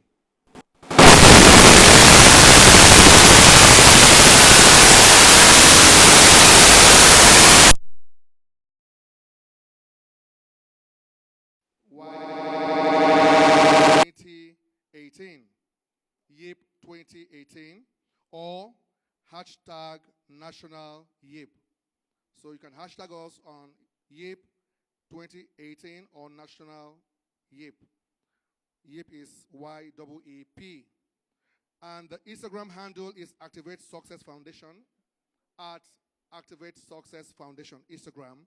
Facebook is Activate Success International Foundation Facebook. So you can do a post and tag us there. You can send us a private message. We'll get back to you. We know that many of you have a lot of questions you want to ask, and we may not be able to attend to those questions here. So please feel free to reach us on Facebook or on Instagram. In a very short while, we're going to have Master Desmond come back up again and tell you how to win the 200,000 and the 100,000 naira. But to take notes, you need to write this email down. activatesuccessgrants@gmail.com. Very important email. You must write this email down to even stand a chance to win a penny. Activate Success Grants. Activate Success Grants @gmail.com. Activate Success Grants @gmail.com. Please, can you have Airtel put together the raffle numbers, because we'll be drawing that in the next few minutes. And also, there was a book that was authored by Love Idoko and the Activate Success team a few months ago, the compendium of the first 100 episodes of the Activating Success TV series. It normally sells for 10,000 naira, but Love is giving it out today for 3,000 a copy. Please put your hands together for Love. Clap now. So if you want a copy, it's outside the compendium of the first 100 episodes of Activating Success TV show, with so many great persons you want to hear their stories. So many, 100 stories are in there, basically, of 100 remarkable people, all for 3,000 naira as against 10,000 naira. Please, can we give him a round of applause, ladies and gentlemen? Thank you very much. Like you heard him say, we're coming gradually to something very important. A lot of people have been asking a lot of questions, particularly on the grant, information on how to do all of that. That will provide for you in a short while. But have friends, we have people, corporate organizations who have done a whole lot to make sure this event is a huge success. So we're going to listen to them speak with us for 2 minutes each.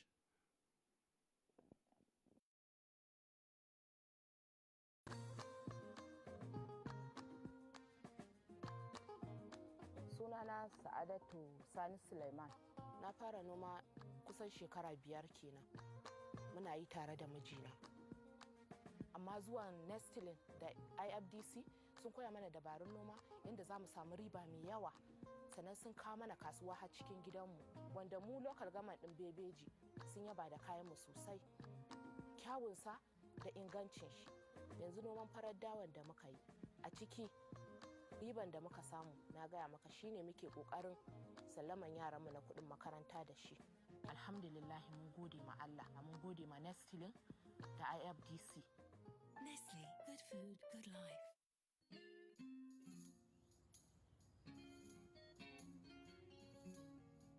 When I was young, I lost my parents, and then I have to drop out from school 1981. Started to learn about trading. I started my own 1988, training with Nestle. And the last 20 years, the business have grown. Where we start, it's just a shop. But today, see where we are. As one of the biggest distributors, not only in Nigeria, not only in SeaWorld, but I believe in Africa. The focus of this company is to give back to people, because we know where we started. I believe in Nestle. I believe in hard work. My name is Christian Emenike Ude.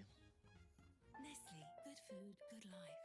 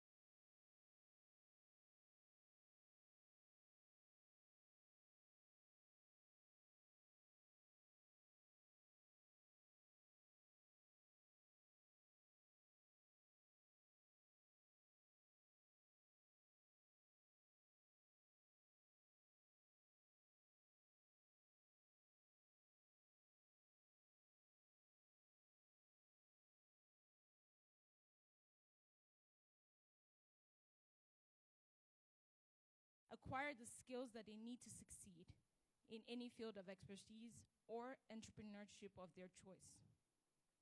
I mean, we all can agree. We've been blessed with youth and human resources that we are yet to even harness properly. In Nigeria, we have one of the youngest populations in the world, with over 50% of our population within the youth bracket and under. We literally will be doing ourselves a disservice if we do not harness this great resource that we have. But sadly, the truth is we find that a majority of our young people lack the skills and economic opportunities which has resulted into high levels of unemployment and underutilization of our young talents, which we can see today. What Nestle has done over the past couple of years, is to create initiatives and collaborate with organizations where we can harness this great resource that we have. One of the initiatives, which I am actually a proud product of, is called Nestle Needs Youth. This initiative was created to help young people develop their skills so that they can find jobs and create their own businesses. We really want to help equip our young generation. Another initiative, I don't know how many people have actually seen those that push our Nescafe and Milo carts. I don't know, have you seen any of them around? Yeah, so that's one of the things that we do. We realize we can't employ everybody, that's the truth. But we create opportunities where you can own your own mini business. So we give you these resources, give you the products, and ask you, you know what, go ahead, sell, make money, we'll take a cut. But it's essentially your own business. We've had people who have done this and have gone on to owning the small cafes that actually supervise the people that push the carts.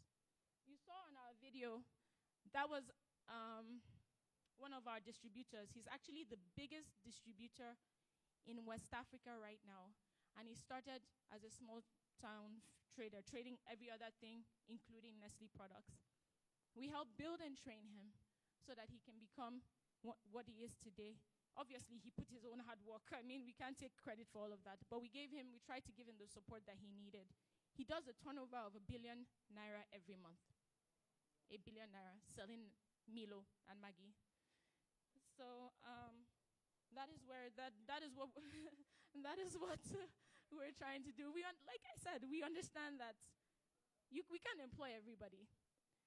So we try to give trainings in whatever ways that we can and collaborate with organizations like this. We also have a project that we're currently undergoing. It's called the Nestle 2-Scale Project.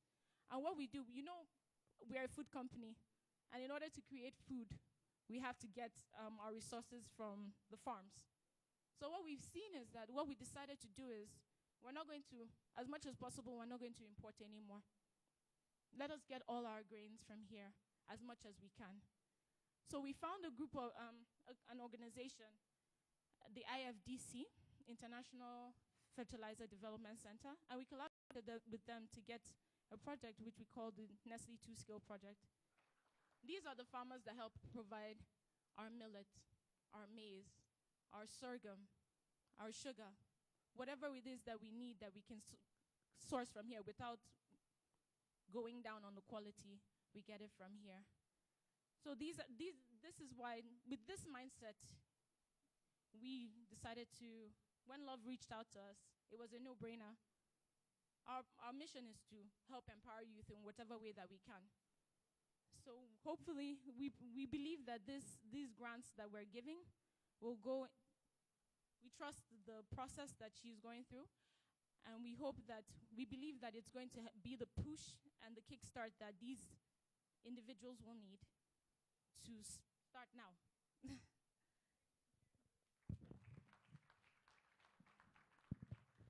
can you give Nestle a better round of applause? Thank you very much. Thank you. Also, very quickly, except you want to sell Milo. You want to try to sell Milo to make $1 billion every month. I mean, that's crazy. I'd like to very quickly invite the representative of Airtel to give us a very brief remark. While it's getting ready, I'd like to call on Mr. Nsikan from School Me Lottery to give a brief remark before we listen to it.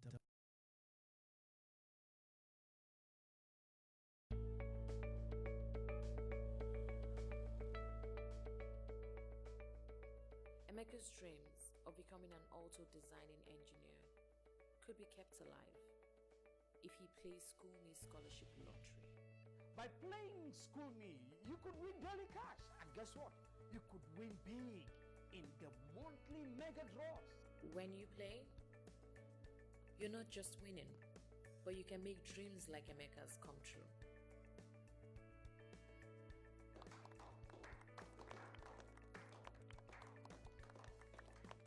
School Me Lottery, the lottery that supports your dreams. Visit www.schoolme.ng to play. Or play with our agents all over Nigeria. You can even play online or on any ATM machine. School Me Scholarship Lottery. Hope restored.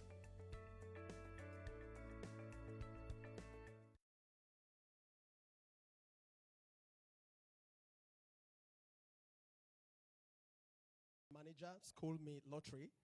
I'm sure this name sounds not quite familiar to quite a number of us because it's a new product that we're pioneering. I want to use this opportunity to introduce the brand proper.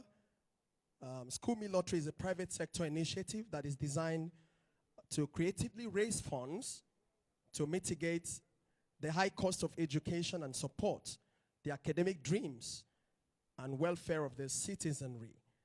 And it is only natural for us to connect with what Activate Success International Foundation is doing, and particularly the Youth Entrepreneurship and Empowerment Program that we are participants here today.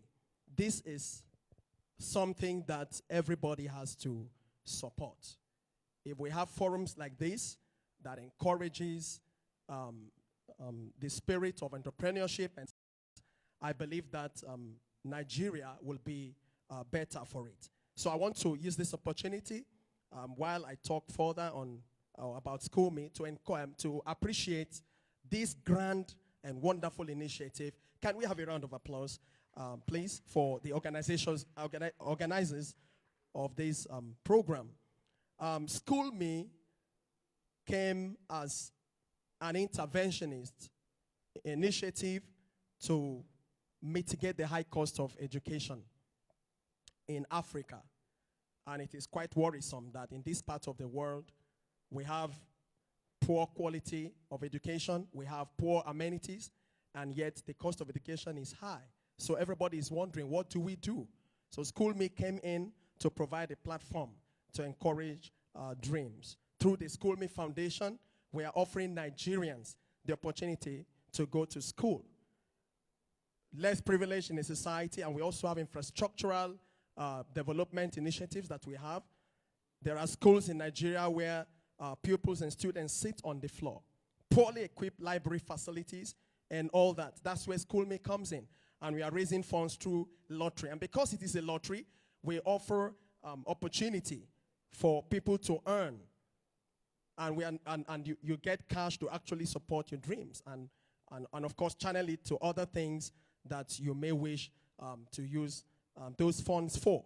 You could look us up at www.schoolme.ng for more details. And why are we here today? It is because School Me is offering Nigerians who want to actually create jobs rather than look for one, the opportunity to do something with their lives. You can actually become an agent of School Me and make money for yourselves. All that it entails is provide the opportunity for players, interested players, to participate in the School Me lottery while you earn so much money. You could be a mobile agent, you could be a shop owner agent, depending on the kind of model that you want to actually adopt. And having said that, I want to encourage each and every one of us to support School Me. It is the lottery that is actually different from all other lotteries, because we believe that money from lottery should not just go into pockets. It should go into corporate social responsibility initiatives, the type that we are actually pioneering as the first in this part of the world. So as you play lottery, we always tell people it's a lottery. Everybody will not win.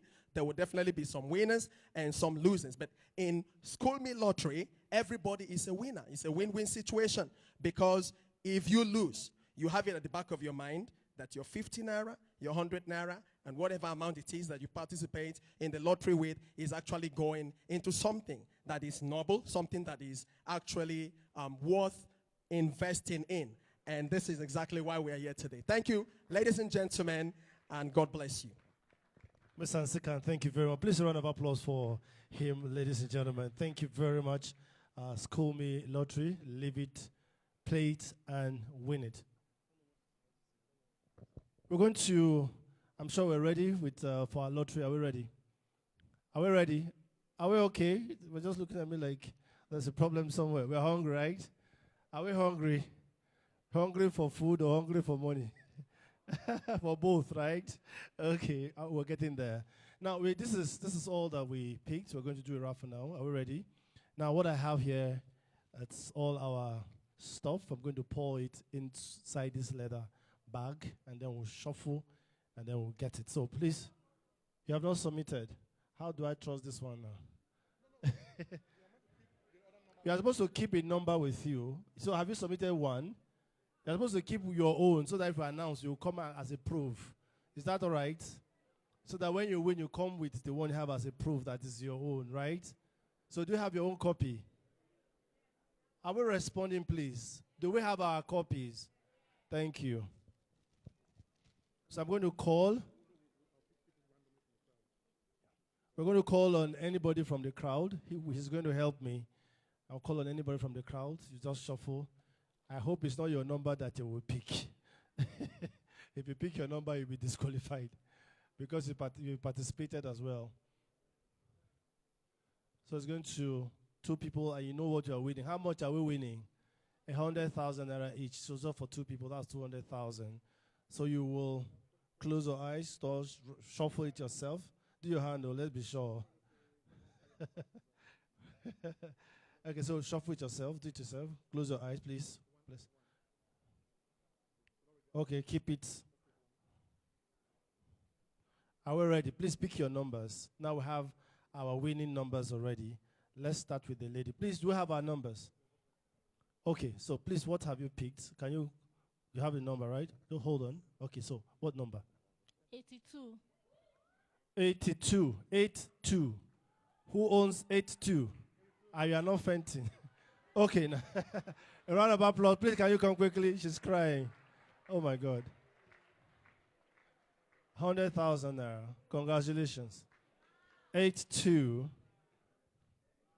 Why are you okay?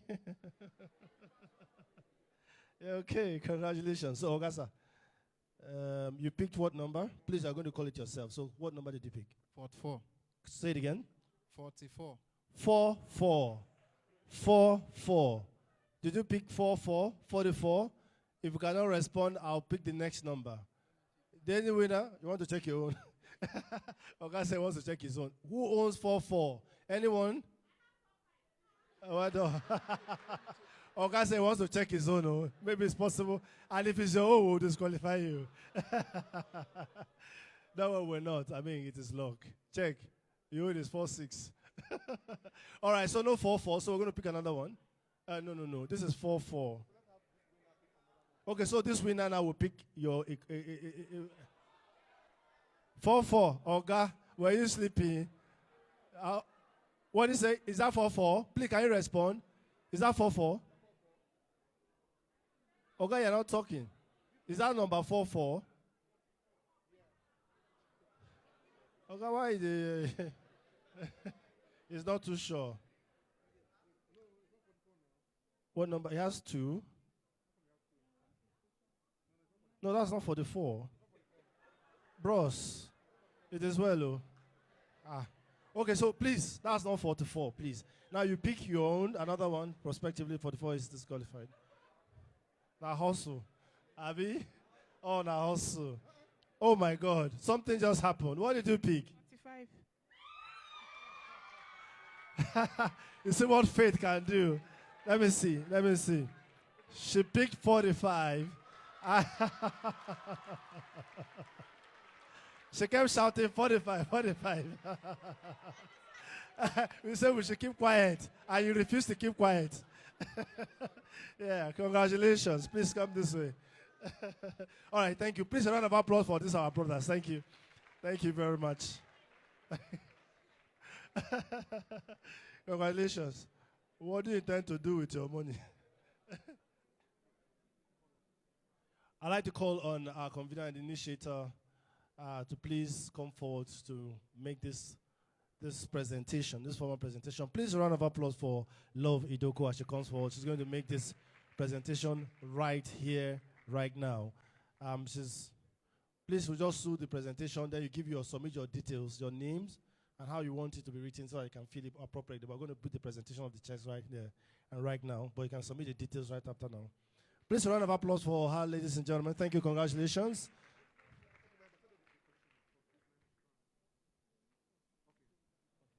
All right, so for the grant, you're going to get 100,000 each, but we still expect you because there's a condition for the other grants. You have to do something with it, right? So we expect you to use your grant for a business. We'll talk about that later. You let us know what you want to do with the money, and then the team will just want to know how you are doing with your business. Is that okay? So you'll be giving 100,000 each, but please use the money for a business, not for shoes or for shirts. Okay? Okay, that's your business. Put your hands together for them one more time. Okay, sir, you want to say something? Uncle Desmond, you want to say something to them? Are you saying something to them? Okay, fine. So put your hands together one more time for them. Yeah. Congratulations. So we'll have some mentors follow you up to mentor you and see how your business is doing. And then shortly after this presentation, Mr. Henry would fill the checks properly. It's signed already.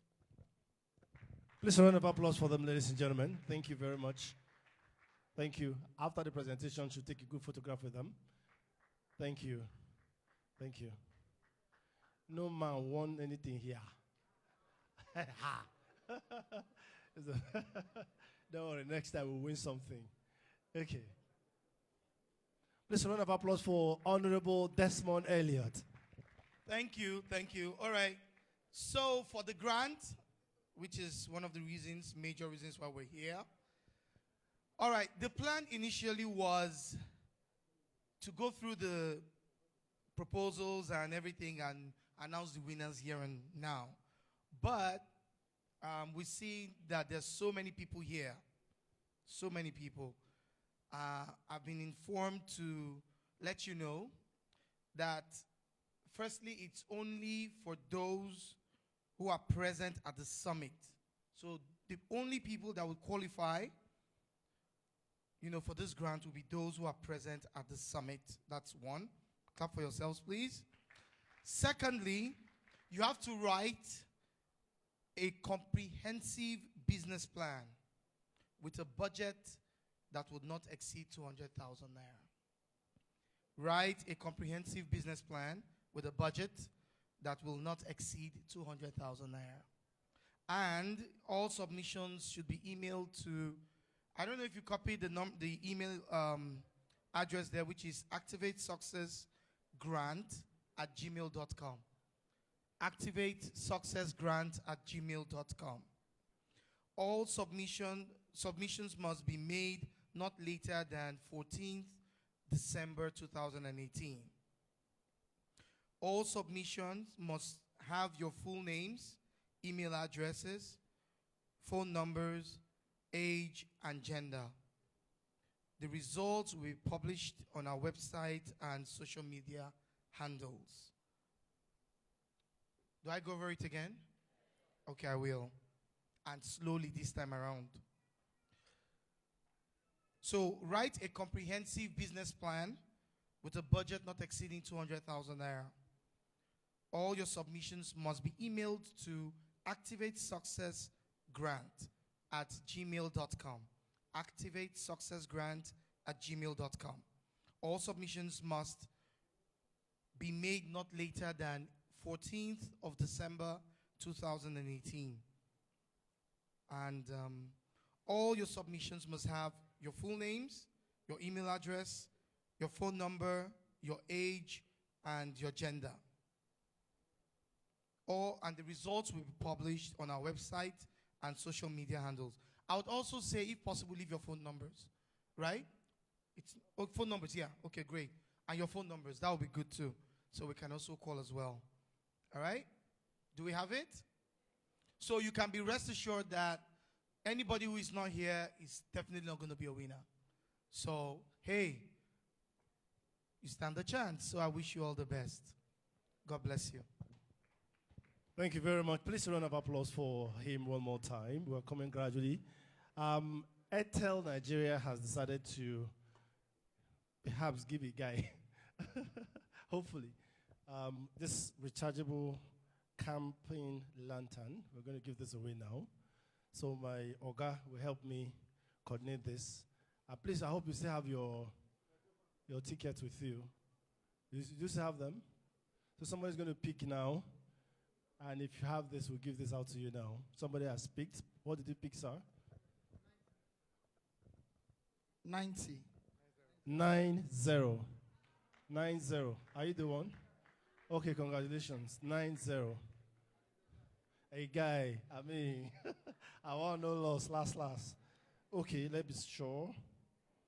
I hope this is not 60. Why are you turning it? It's like 06 now, okay? Okay, 90. Is it acquiring something? Please, a round of applause for him, ladies and gentlemen. Thank you very much. We're going to present this courtesy Airtel Nigeria. So please,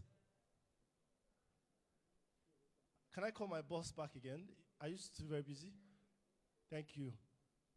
Please, a round of applause for my boss who will come and do this presentation quickly. Courtesy Airtel Nigeria. It's outdoor rechargeable camping lantern. Thank you very much.